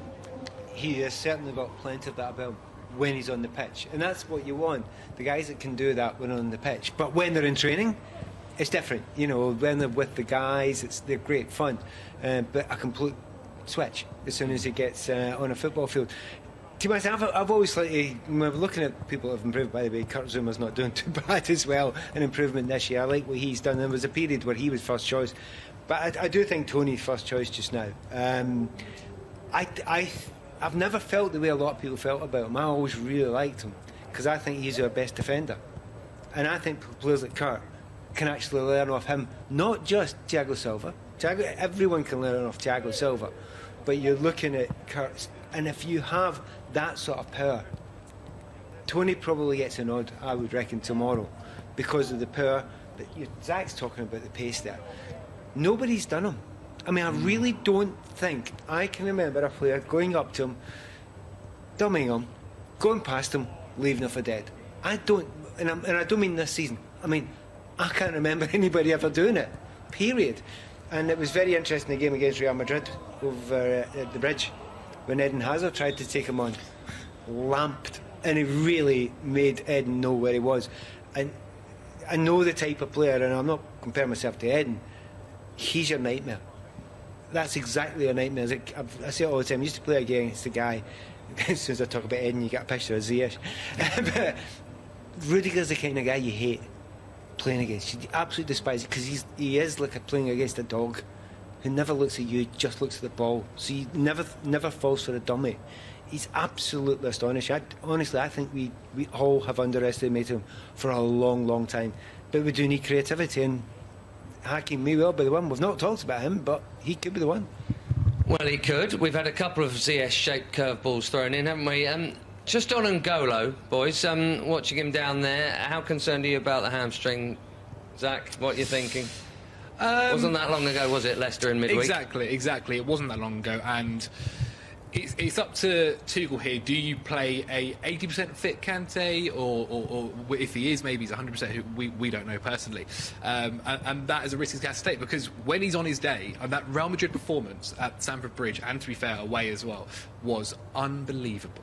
It was unreal. There was talks at times that maybe Kanté was starting to lose it, and every time people say stuff like that, he always shows them why he is one of the best midfielders in the world. And personally, whatever it is, I think in this game, last game of the season for us, you need even a 70% fit Kanté, because what he offers you on that pitch is unbelievable. But then who to play with him if he is fit? Jorginho's obviously been a preferred choice. It was Jorginho and Kovacic all the way out. N'Golo had to wait a very long time. Barnsley was his first start under Thomas Tuchel, which I think was the 6th game after he'd taken over, Pat. It really is 2 from 3. They're not all 3 going to play unless some real curveball comes in. But it's tough, because N'Golo's been so good while Kovacic was out. It's also brilliant to actually have the option where, actually, if we put any of those 3 in, I think we all say, yeah, fair enough, got it. And by the way, I throw another one in because I know, I'm contractually obliged to say Billy, get on board at some point, right? So, there are players there that you just stick them in there. Remember, Billy did well against Man City. But we've got a bunch of players like N'Golo. You have got Kova, you have got Jorginho, you have got you know, Mount can play any of those positions and comfortable. That's why sometimes I look at it and I do wonder about 5-3-2 eventually. You know, and I actually think next season, I think he might drop the three at the back anyway, because, you know, we're going to have to go and score and create more goals if we're going to win leagues and things like that. This is not the day to do that, I have to say, because we have been so mean at the back. But I just don't know which one of them. And as we were talking about Tony, and we were talking about Kurt Zouma, he's not done up too bad, has he? It's a hell of a squad back there. Right, young man, Zach, what's with the heptagon? What's that out there? You know what? I wish I could tell you. Why does it matter that it's that shape?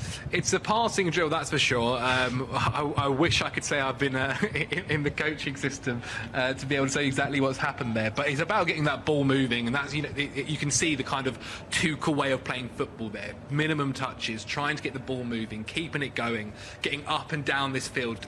And look, we're playing against Manchester City, who are also probably one of the best in the world, if not the best in the world at doing that. And there we are. There is the man, Thomas Tuchel. The guy that could be lifting Chelsea to their second Champions League trophy tomorrow evening. What a man. Can I make one suggestion why you've got that? All the coaches forever have just come up with new ideas to try and get absolutely everyone involved. So it might not, and probably isn't, about the guys in the middle. It's the guys on the outside. Each one of those lines has got one guy on the edge, and you'll probably notice. So there's 7 lines at the edge there. And there's always somebody on the edge, and you use them to play off. When you play this game, you play 1-2s off them. And you start thinking about unusual angles. So it's not a square, and you're thinking about normal angles. And you watch Cover playing, you watch N'Golo Kane, but particularly Jorginho playing, they look for unusual positions and angles, the way they play, manipulate a 1-2, particularly to come out from the back, the way we play and the way a lot of the best teams play. There's no one, it's almost like trying to play, you know, a very, very simple game of drafts, when in actual fact you should be playing chess. You adapt the angles so the players think differently, and it's those guys on the outside there, if you have a look at them, they're all wearing the pinkish bibs. They're kind of important as well, because they want to feel involved. So when they can be involved, you play a 1-2 with them, just as they're doing there, and that changes the angles in an unusual way. Well, there you go. How fascinating. Let's just finish with a quick word on Mateo Kovacic, who is another who would be right up there for improved player of the season, but he was playing brilliantly under Frank. He's gone up a level. We finished with him there, having started with Rudiger. So there's a fair few decent City players. Yes, we've established that, but there's some Chelsea boys in decent form too. Back to you, Joe. Absolutely right. I mean, there's plenty of players that have played a huge part in us getting to the final. You know, lest we forget that. We touched on it at the top of the show, Clive, about, you know, it seems an age ago that Frank Lampard took the first game. I think it was a 0-0 against Seville here, I think it was. Yeah. Then, you know, we beat Krasnodar, we beat Rennes, we've got through, and then you talk about the run to the final in terms of Atletico Madrid, Porto, Real Madrid. All of us as Chelsea fans will have done that first thing when Atletico gets pulled out at the round of 16. You go, oh no, please, anyone but Atletico. But, barring that, Chelsea have kind of breezed it in a way, haven't we? To a point, yeah. I mean, we can sit back now and say that. I mean, I think during it we weren't, but you're right. I mean, sometimes it is the luck of the draw. You will say, you know, all the teams that are in the Champions League are good sides. So you get the breaks in the draw, and yeah, you can have an easy route. I don't think any of it's easy. You know, it's about getting it right. It's about the manager getting it right, the players, and the players being able to show how good they are, because it's on the big stage. You know, and I think what we're seeing with our group, and what we've seen maybe over many years with Chelsea under Abramovich, is that, you know, we win things. You know, that's what we do, and I think this is a culture that has grown through the club over the last 16, 17 years, and I think it's something that the players believe in. They believe they're going to go out to win. So that's the important thing, isn't it, Jay, as well? There's so many players that have played their part, and that belief that you can play a part. I mean, you look at Chelsea's top goal scorer in the Champions League is Olivier Giroud. You know, you forget he scored all 4 when we beat Seville 4-0 away from home. There's so many players that have done that, and, you know, may not get their opportunity. But I mean, we're seeing this Olivier Giroud goal here, which, if Chelsea go on and win the Champions League, you look back at a goal like that away to Atletico Madrid, that bit of magic, that bit of genius, that bit of something, it's almost the stars aligning, isn't it? When you get to a big final and you look back at moments that have gone your way, that's one of them. Because I thought that was offside at first look. Look, to win this competition, you need a couple of things to go your way. You need a little bit of luck. You know, you need the rub of the green. You need things like that because maybe 3 years ago, before VAR, maybe the offside flag comes up and no one even questions it. VAR comes into play and we get that decision. That when we won it in 12, I can think of countless decisions that went our way, or situations, the Messi penalty, the Robin penalty, just to name two, you know, and then of course what happened against Napoli. There were so many things that, so you do need an element of that, but in a competition like this, you often find you kind of make your own luck a little bit as well. You know, against Napoli, we dug ourselves out of a hole, absolutely dug ourselves out of a hole, and you know, and against Barca as well, down to 10 men. God, did we have to find a way to get ourselves out of another hole? So yeah, you need a little bit of luck, but it's ultimately, you know, you in a competition like this, more often than not, you get what you deserve. Maybe, you know, there's the odd occasional decision. We're here because we have been brilliant in this competition since Tuchel has taken over. Frank's done his part, topped the group. What we thought was going to get a nice easy draw, we got Atleti. Well, look, we took care of business, and we've been taking care of business, and we've done it consummately. We have been superb in this competition. And do you know what? Of all the teams in Europe to play right now, this is the one team Man City wouldn't want to play. I guarantee they'd pick half a dozen across Europe. They'd take Real Madrid, they'd take Atleti, they would take Inter, they'd take... This is the one team right now that they probably would say, you know what, now I'll pass Chelsea up, they'd even probably take Liverpool. Clive, this for me is probably the most professional performance, the Chelsea-Porto, because, you know, let's be brutally honest here. When the draw was coming out, everyone eyed up Porto, looking at Porto as one of the teams that perhaps if you get the favourable draw, you might get them. It's no disrespect to anything they're doing in the Portuguese league at the moment. They're a fantastic side, but that is the one team you look at. So to go into that game and all of a sudden the tables have turned a little bit. People weren't shouting about Chelsea when we had Atletico. People all of a sudden are going, Chelsea, you've got to get through here. And that's a different kind of test, isn't it, for players then to go into a game like that with expectation in the quarter-final of a Champions League. It's big enough as it is. Well, it is, but, you know, as I said before, you know, these players are now so focused on winning as a football club and as a group as they are today, that it seems like what you throw at them, they deal with it. Just get on with it. And I think Thomas Tuchel's the same. I think he's very much the same state of mind that if someone throws at us a googly, we have to deal with that and we'll get by because we can win. And if they believe they can win, it doesn't matter if it's against Porto, if it's against Sevilla, who we played, you know, these teams are tough teams, doesn't matter who they are. And of course Real Madrid and Atletico and all that, yeah, they're tough teams to play. We've come through it.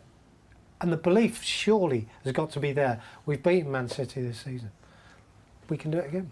You mentioned the parallels, Jason, between sort of years gone by. I mean, that Porto game, I think it was Ben Chilwell and Mason Mount, the first time that two English players have scored for Chelsea in a Champions League knockout game since that game in Napoli when it was Frank and John. Right. And you talk about that, and then obviously drawing a Spanish giant in Real Madrid, obviously not Barcelona this time. First time that Chelsea played Real Madrid in Champions League football, which is crazy to think about it, the heritage of the two teams. But the first leg felt potentially, I know we all had this chat, may have been a missed opportunity because we absolutely dominated the first 35 minutes of the game. I come away disappointed actually after the game. I know we got the away goal. We could have had 2 or 3. You know, they played a 3 at the back, if you remember, and we totally dominated the ball. I thought we were outstanding, not ruthless enough. In some ways, it summed up our season a little bit, this game, because we created so many good chances and good opportunities that were wasted. Either that final pass in the away leg where it was overplayed, the weight of pass wasn't correct, you know, and they were kind of really good areas, but we didn't punish them. Yet we come back to our place and we took care of business. But when we play tomorrow, there are so many getting to these areas against Real away from home. We would waste it. Eventually, this one turns into a goal. But against City tomorrow night, we might only get 2 or 3. We mightn't even get that many. When they do present themselves, if we are not ruthless, it may come back to haunt us. That's exactly it though, Clive, isn't it? Because it's no exaggeration to say that Real Madrid game, Chelsea could have won both legs 3 or 4. And that's not... Second leg was... yes, exactly, genuinely isn't an exaggeration. The chances that Chelsea had, the chances they create. But that's the difference, isn't it, between being a very good team and being a team that wins Champions League trophies. Is you get to finals, you play a big team. If you get 1 or 2 chances, you have to take them. Yeah, you do, for sure. I mean, everybody will say that. I think the one thing you can't do is get despondent when you don't score. and some teams will go back into their shell a little bit. I think we've just got to be. Thomas Tuchel was talking about being brave. Talking about being brave as a person, being brave on the ball. And if something goes against you, like you've missed a golden opportunity, don't give up on that. We've shown we can create chances, and our players have got to believe that if one is missed, another one will come along. Yeah, you could say it's a Champions League final. It is against Man City, and maybe those chances will be few and far between, but they will come, and we will get those chances. Yes, we do have to take them, of course, because if we don't, we'll probably lose. So we've got to believe that those chances will come, and if we can take the very first one, what a night we're going to have for me. Absolutely right. Let's have a little chat with Ben about the Real Madrid game, because Ben, that does feel like the standout performance of the run so far, doesn't it? Yeah, that was yet another bit of serene progress, really. Jason was just saying there about it was a bit of a season in a nutshell, not winning that first leg given the domination. But the whole progress throughout it all, Pat, has been so serene. I mean, 10 points... sorry, not 10 points, but 2 points off perfect under Frank to win the group. Porto, Atletico and Real, especially, barely laid a glove, really. In terms of, you know, two-legged ties, how many saves has Mendy made in those games? Any of them, from Porto, from Atletico, you know, from Suarez and Joao Felix, from, you know, Taremi put one in, right, worldie, didn't matter, overhead kick, but you know what I mean. Well, there's a story about that for us recently. Anyone who scores against us, it's either a worldie or the most almost hilarious mistake. And we have, that's what's happened with us. Nobody's really scoring well-worked goals, or that's sort of the normal goals against us just now. So defending's great, and I think that's kind of tells you the story of what you're asking about. We went through that period with all these teams, you know, the Portos, etc., and we didn't really feel under pressure at any point. And I think the reason we didn't feel under pressure is because defending so well. We were not giving away goals, we were not generally giving away chances. But the one that got me, I have to say, that was the Real Madrid one. Absolutely nailed me, because that was a team where I just thought, are we old enough yet? Are we mature enough? Do we have the nous yet? And we absolutely destroyed them. And I'm still a wee bit gutted now that we didn't end that 7-2 or 7-3. I'm quite gutted. Yeah. So that would have been a perfectly reflective scoreline of the time. It completely battered them, especially in the second leg. Half an hour they looked an absolute shambles out there, and they couldn't cope at all, and as usual didn't make enough hay while the sun was shining. But that second leg just destroyed them. We really did, and I think it surprised a lot of Chelsea fans as well. I think after that we realised, oh, we are one of the big boys now, because for ages I think we were talking about us as a developing side, a team that was starting to get together and realise kind of their potential. You know, Thomas Tuchel's just taken over, they're trying to get by. Then the Real Madrid game, the first leg, and we were dominating. Obviously they came back. Second leg, so many chances, chance after chance after chance. And yeah, if we took them, we would have been probably 5 goals, as I remember Mason Mount said, and we would have deserved every single one of them. Can we both see your fantastic professionalism there? To watch Reece James's hairdo and not mention it, seeing as he's just gone and copied your hairdo. I'm really impressed that you were, you know, you kept on message there. That was very impressive. I did see it, but look, I'll let him have it. He pulls it off better than I do. Special occasion, why not go out? Pat's going to have a go at the Giroud, I think. We've only got 24 hours to grow the beard, though. Nice struggle.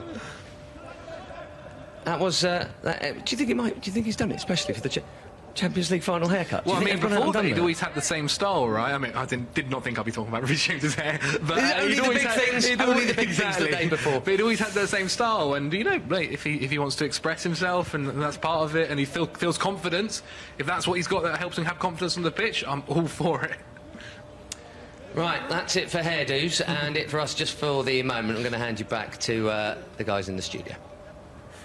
It's nice to hear a little bit of chat about hairdos. I mean, I think we'll leave it in here, boys. To be honest with you, I don't think you weren't going to go there. I don't think any of us are. I don't talk about it. I'm definitely going to climb this. Don't bother me. Let's have a little chat about Man City then, because obviously we know how big a task it is going to be. It's been a bigger task for anyone, but the team that has overcome it, as we've already alluded to, has been Chelsea and Thomas Tuchel. Yeah, and I think we touched on it briefly before with the battle of the two coaches, isn't it? Because, you know, arguably it's probably the best two around at the moment. So, you know, it's going to be a tactical battle as well as a physical one from the players. So there's a lot of hard work on it, you know, behind the scenes, I'm sure. I mean, Pep is notorious about finding those little decisions that get the upper edge. So, you know, they're all going to be thinking about different things in different ways. I just like to think that at most times just keeping it as simple as possible, but they're both capable of doing better than what we've seen so far. Jace, it concerns me a little bit, but I do want to know what kind of game you're expecting tomorrow, because Jorginho spoke in his presser about it being a very tactical game and about you sort of solving little details within it. Pep Guardiola, like Clive's mentioned, like we all know, is very meticulous with everything. What game do you expect tomorrow? It's difficult to predict. I'm kind of expecting a titanic battle throughout the game, actually, over the 90 minutes. Goals change games. If we get the first goal in the game quite early on, I can see there being a tactical battle about us filling space and denying them space. The longer it stays 0-0, I expect there to be possession, good possession for both sides. The problem I have, or the issue that I think we're going to have, is if they get the first goal and they start to control the tempo. Because if they go 2 up, and City can do this to the best sides, they can take the game away from you very, very quickly. If you remember the game here out against us at Stamford Bridge, the game went very quickly. In the blink of an eye, they scored 2 or 3 goals and the game's gone. And you before you know it, you're out of it. They can do that, and that's we've got to be very mindful of that. I suppose in the opening exchanges, maybe cagey, first 10-15, neither side wants to give that first goal away for the reasons I've just outlined. But I don't expect it to be high scoring, but I think it could be one of those titanic battles, you know. This would not surprise me if we end up sitting through extra time. Honestly, it wouldn't. I think it could be a 2012 again revisited, honestly. That would not surprise me, but look, goals change games, and depending who gets it and when they get it, of course that can dictate the way the game goes. Clive, the easiest chat of the day will be about who to look out for City, because you could pick one of 15. Yeah, exactly. You could pick one of 15, couldn't you? You could. I don't think any of the players are under any illusion that the Man City players can change the game at the drop of a hat. I mean, we all know that, but we can do that too. You know, so, you know, battle of wits, battle of thoughts. Do players get that sleep? Do they get those worries, you know, the night before or even on the day? So, you know, there's all those mental sides of it the players have to overcome. Is it going to be I think Jason's right, I think it's going to be a battle, a war of wisdom perhaps as well. A tactical change as well, maybe, you know, if either team is down at the break and they need to change things around. Do we see a change of formation? I don't think we see that from us. I think we see a change of personnel, which will be different for them. I think we might see a change of formation for them. So again, it depends. I think it goes in stages. First 10 minutes, massive for both teams. And that's why I don't think it'll be much of a battle in the first 10 minutes, because I think it'll be all about possession. Just keep the ball. Just don't let the opposition have a touch. City are good at that, we're good at that. So I don't think a lot will go on in the first 10 minutes unless someone gets lucky. If they do, well, good luck to them. But I think 10 minutes gone, we can sit down and breathe. That's when we can, you know, stop worrying so much and just let the players get on with it and deal with the situation. Jace, it always intrigues me as a fan when you look at these games, because a lot of the talk beforehand, rightly so, has been about Mason Mount and Phil Foden, and you know, you've got the equivalents there. You talk about the areas. Kevin De Bruyne, obviously formerly of Chelsea Football Club as well. I suppose the encouragement that I would get from a Chelsea perspective, you look at Thiago Silva, who's the experience, Cesar Azpilicueta, the experience, and those players that you know are going to start. The experience in the City side for this environment is kind of non-existent. You look at Aguero, you look at Fernandinho as kind of older heads, but no one has been at this stage really in terms of personnel and player. Is there anything in that? Is the experience, or is it youthful kind of experience? I mean, N'Golo's got a World Cup winners' medal as well. You want to throw the biggest of all in the mix as well. I've got to tell you, maybe not for this one, because they've got such good quality. And you look at De Bruyne, who is there. You know, he's the jewel in the crown, if you like, the one that really makes them tick. You've got Gundogan in there. You know, you've got enough experience, and you've also got arguably the best player, one player, or certainly the right football rights player, and Diaz, who reminds me a little bit of a young Sergio Ramos, who's that talismanic leader, even though he's a bit of raw youth, you know, the exuberance of youth that you get. He's brave, he leads. They've got a little bit of everything, City, you know. In terms of a weakness, maybe getting in behind their fullbacks. I like Zinchenko, I think he's underrated. Walker loves to get forward, we know how quick he is. But there will be moments that we can get in behind, we can spring. And there may be only 2 or 3 of them in the game. If you remember the goals that we scored against them in the FA Cup and the goals that were disallowed, where Werner's made that run from slightly deeper, and he's got in beyond that fullback, in that area between the fullback and the centre half, and Ziyech has got in there. That to me would be something that I think Tuchel will be looking to exploit. We got in there twice, we scored 2 goals, only 1 was given.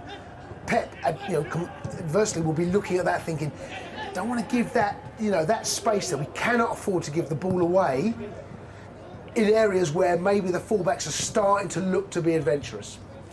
So there's those little battles all over the pitch as well. But I think controlling, Clive just alluded to it a second ago, controlling the tempo of the ball, having possession. If we can get good possession and frustrate, and then you haven't necessarily got to go anywhere. Keep the ball, keep the ball, keep the ball. Can you just start to gain a footing in the game early on, which we did in the FA Cup semi-final? Definitely feels like it's going to be a game of fine margins. But Ben, Jason's just been speaking about the wing backs. I believe that we know there's going to be big decisions made in that specific area. Where do you and the boys think that's going to go? Well, some real fine margin calls, aren't they? Not just the fine margin game itself as a whole. We were just discussing it there about who it's going to be. The big decisions, boys, it seems to me, are whether he persists with Reece James and Aspie in the slightly switched roles they've had lately. If N'Golo's fit, it's probably him. And then you feel Werner will start up top to stretch. Mason will obviously play. So then it's probably Pulisic or Havertz, right, for that other spot. Is it as simple as that, or do you think there are other curveballs in there? Callum could also go in there. Callum, when he came on against City in the Premier League, was really, really good. Helped push the lines, got us that second, or helped get us that second goal. I think it went down as Marcus's in the end. Do you think Thomas would start in though? He's tended to always, and openly admitted so. When it comes to the crunch, I'm going with experience. That was on his first game. It was Real Madrid, and this is that. I agree. I think it's very much. It's Mason, it's Timo, and then it is either Christian or Kai, and it depends on maybe tactically what he's preferring. I mean, there's not a lot of height in there, so maybe possibly he wants to put Kai there if any aerial balls or aerial duels are happening. And Kai's probably underrated for his aerial prowess. He's great. So if I had to pick one, I think it might just be Kai. Oddly, I want to make sure I keep power on the bench. I need some, maybe 1, maybe 2 players that I know that can change the game, that are really likely to change the game. It's another one of those ones. If you're not starting, you've still got a massive part to play. And I think it could be Pulisic is the one you think, right, we get you on the bench, mate. Your pace is going to be needed. It might be needed for 120 minutes eventually, and you make sure that you can bring on a guy that will continue to stretch them. So the good thing for us is we've got a number of players that can do that, and we've got Pulisic, who's perfectly good at doing that. Ziyech is perfectly good at doing that.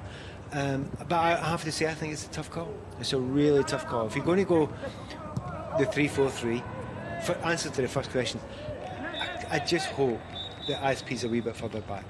Well, he will be, won't he? I mean, the Leicester games, they were specific. They were Vardy. Man City don't have that pace, and you understand why he wanted to match up Reece with that. But it could well be Bernardo or even Kevin De Bruyne or Gundogan who's playing the furthest forward. We don't know. But Jesus isn't slow, but he's not Jamie Vardy.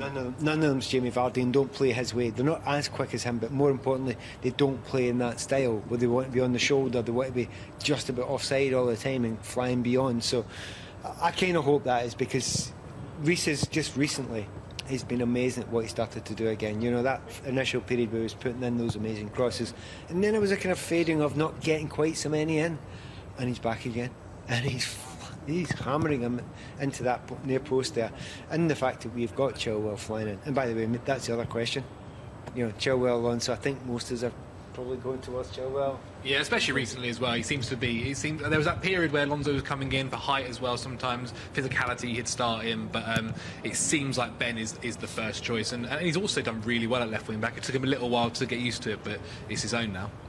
Well, Thomas, yeah, at the beginning was definitely going with Marcos Alonso more often than not, and that's always an interesting thing when someone else comes in and they have those new ideas.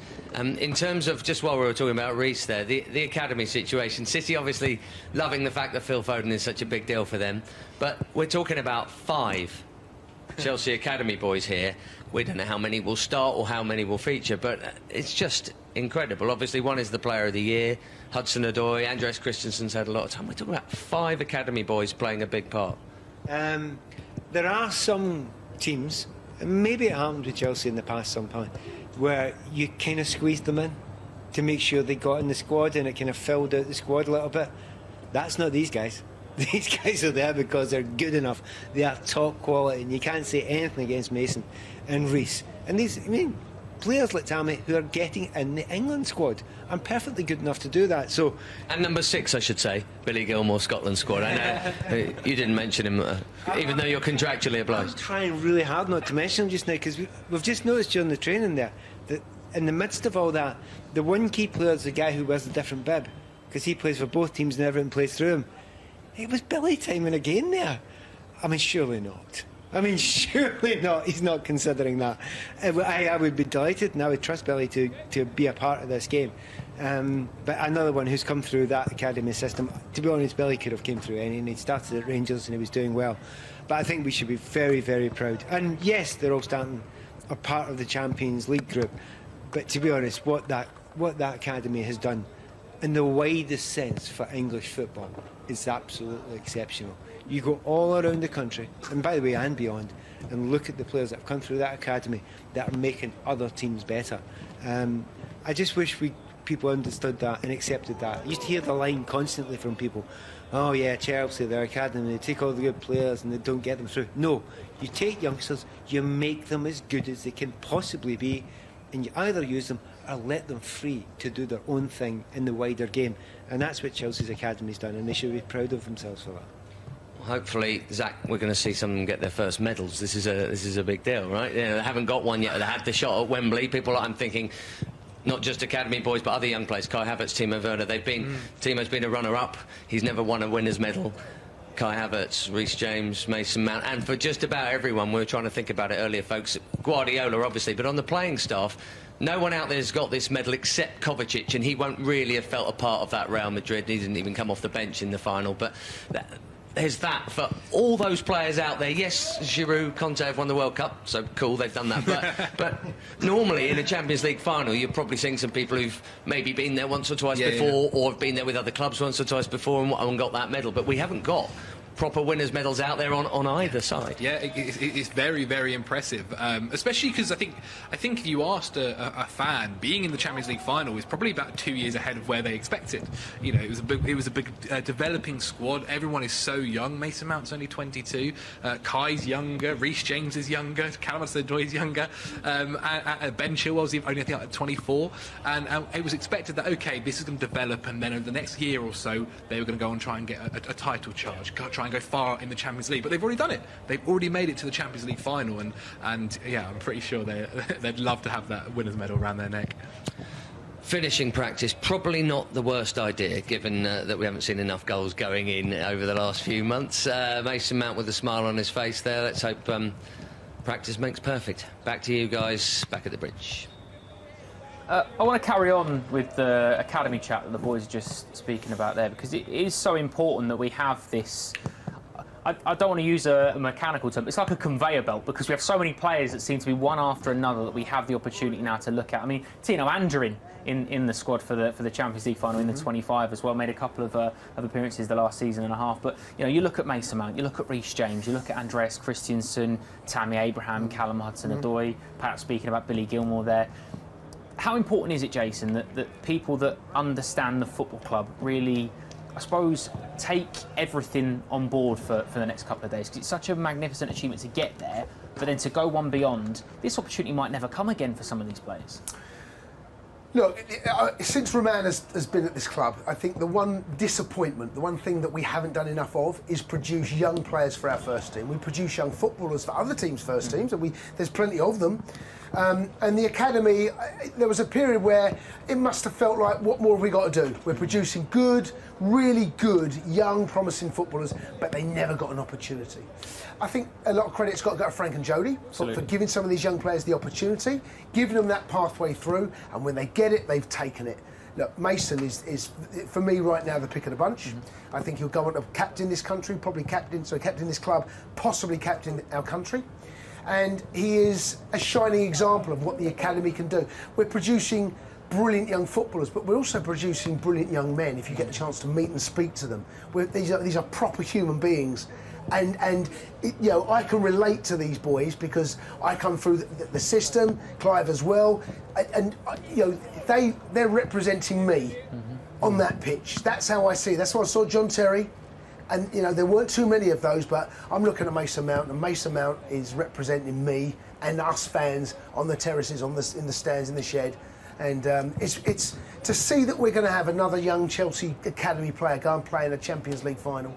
I mean, Ryan Bertrand, of course, was the one you think of, even though JT didn't play. But God, I mean, how magnificent would it be for Mason Mount to lift that trophy? Oh, amazing. Clive, on Mason, because there's a mural not too far away from here to do with a video game that Mason's on the front cover of, and he's got a big Chelsea mural not too far away. We see this earlier in the season, how touched he was about that. You know, the fans adore him because he's, like Jason said, he's one of our own. You know, he's captained the club in a tremendous way. He's probably going to go on and be one of England's most important players at the Euros. There's pictures of him every other day as an 8-year-old playing in a Chelsea kit with an armband on. Having that direct connection to a player on the pitch means a lot as fans. When you're a player, do you feel that connection with the fans as well, knowing that they're willing you to do well? You know, every Chelsea fan wants the best for every Chelsea player, but there is something different, there's something special about a player that's come up through the academy. Yeah, I think it is these days. I mean, I think, obviously, going back in my time, we had quite a few players and we all came through the academy, and it was fabulous. But these days, it doesn't happen too often. And I think when one does, and one with the ability and the quality that Mason Mount has shown, I think we've got to hail him a legend already, and he's barely out of nappies, and he's got so much in front of him. And to play in a Champions League final as he's going to tomorrow, and hopefully pick up the trophy and get his medal, you know, he's got to take that on even further, because I don't know about Jason, I think there's more in Mason Mount. You know, you can look at Frank Lampard's record and talk about Frank Lampard as being, you know, that goal-scoring machine from midfield. I don't think Mason's that goal-scoring machine. I don't know if he'll reach that level, probably not, but I think he can score more goals. And if he adds goals to what he's already got, wow, we're going to see such a player for this football club over the next 5, 6, maybe 10 years. That's a frightening prospect, isn't it, Jason, thinking that Mason can go on another level. But like Clive said, it's true for so many of the players. Zach spoke about Callum Hudson-Odoi potentially playing a part, you know, from the bench. You've seen his impact. Reece James, we spoke about, could play at right side of a centre-half 3, or he could play right wing-back. So many players that are so important to this football club now have come through the academy, and they're there on merit in terms of, like you said, Frank and Jody gave them the opportunity, but when Thomas Tuchel, a new manager, comes in, it's almost a clean slate for everyone, and you've got to prove your worth. You don't get any bonus points because you've been here since you were 7 or 8. No, and if you remember his team selection against Wolves, he went pure experience. Mason was on the bench. Went pure experience. Mason come on maybe 15, 20 to go, bit of a cameo role. Best player on the pitch. Yeah. And I think if you were to ask Tuchel about that team selection, if he could make one change, I think it would be to bring Mason in. And Mason has earned the trust. Yeah. And he's one of the first names on that team sheet now, make no mistake about that. But yeah, I mean, look, it's wonderful to have academy players represent this football club, and to maybe go and play and lift the Champions League trophy tomorrow.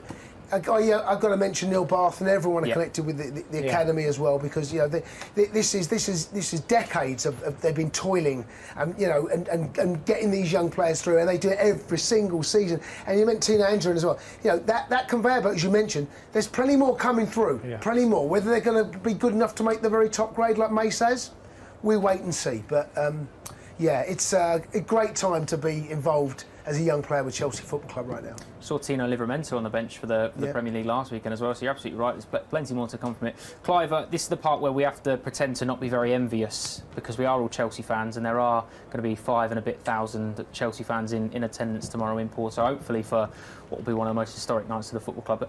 But that feeling of being there representing the football club, to be in attendance, I know now more than ever before, I certainly won't take for granted going to a football game, but to Jason, you've experienced this firsthand. I know you will have as well, Clive, and being in games in the last couple of weeks.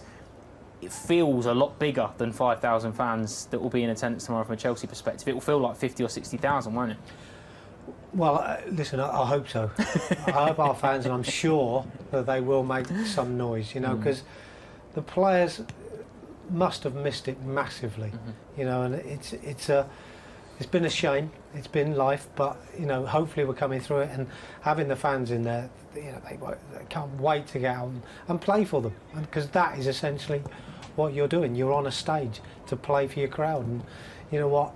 We'd love to be in the stadium with them. Really would. Yeah, Jace, it's been a long time coming having fans back in the ground. We've had one game back recently inside Stamford Bridge, and I know that you were in the gantry for us on that one, and again we spoke about it on the night, how much of a buzz that gives now, because it's almost a novelty that we've got fans back in the ground. So perhaps there is that extra bonus, extra little bit of 10% that you get from it. And if it does go deep into the game and we need something, they'll be very important. And also you've got away fans as well. I know we had that in the FA Cup final, but if you think about what we played against here in our final game against Leicester, we had to go to Villa. It was partisan. There was no opposition fans.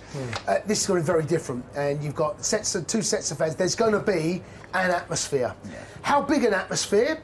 I don't know, but I'm guessing as soon as you enter that field, it might feel like there's 70,000 there because of the importance of what's going on, how big this game is, what it means to them collectively and individually.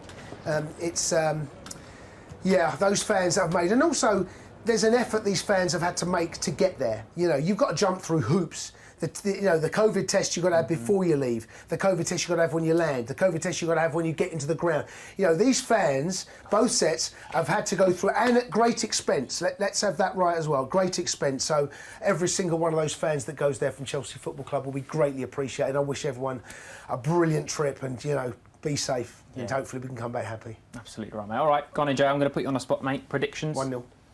Who scores? It's my box standard. Who scores? God. Oh, who cares? Who cares? I do. I just 0-0 at half time. I'll take that. I think if you think about how the game could go, I would. If I was City, I would want to get the game under my control quite early. At 0-0, I think the 0-0 suits us. The longer it's 0-0, and the longer it stays 0-0, I think suits our game better than it does theirs. Yeah. So I'm going to go 0-0 at half time, 1-0 full time. I'm going to go Mason Mount. Why not? Love that. Clive? I think we're going to need to score twice. Okay. I think because City are that good, I think we have to accept that they are going to score a goal somewhere along the line. So for me, I'll take 0-0 as well at half time, and I think it might be a bit more expansive second half. That's when the goals will come. I think one will come soon after the break. Let's hope it's for us, and maybe we can get the second as well, and they might get a late one. That would suit me, down to the ground. Chase has got his head in his hands already. That's not a good sign. Ben, what about you and the boys? What are you predicting for tomorrow?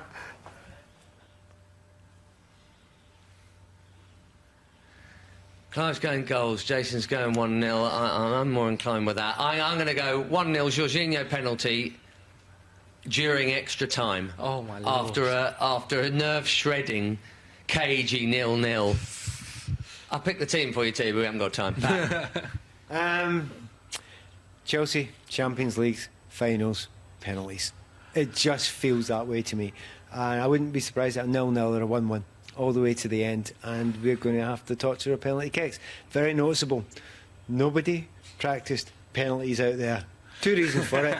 Doesn't help because it's a different type of pressure. Number two, we're all watching. So there's no way they're going to do that. I wouldn't be surprised at penalties. Zach? Oh, I really hope no penalties. I don't think my heart can take it, honestly. I'll go the boring answer, 1-0. 1-0 win. I think if we get to 30 minutes and it's 0-0, then we'll be taking home the Champions League. That's for sure. That'll do. Full house of wins here. It's not going to be pleasant because it's not going to be 5-0. We know that. If it's going to be great, it's going to be horrible before it's great. There's no getting away from it. We will see you lot tomorrow. Dear me. I can't handle penalties, I can't handle penalties either. I really can't. Boys, thank you so much for being in Porto for us. We will speak to you tomorrow. Gents, thank you very much as well. Tomorrow is going to be a very tense 24 hours beforehand. Anyway, we'll be here for Matchday Live in the company of Jason Cundy, Carlton Cole, Abby McCarthy and all the team out in Porto for us. 6:30 we kick off tomorrow. Thank you very much for joining us. Get a good night's sleep because I think you might need it.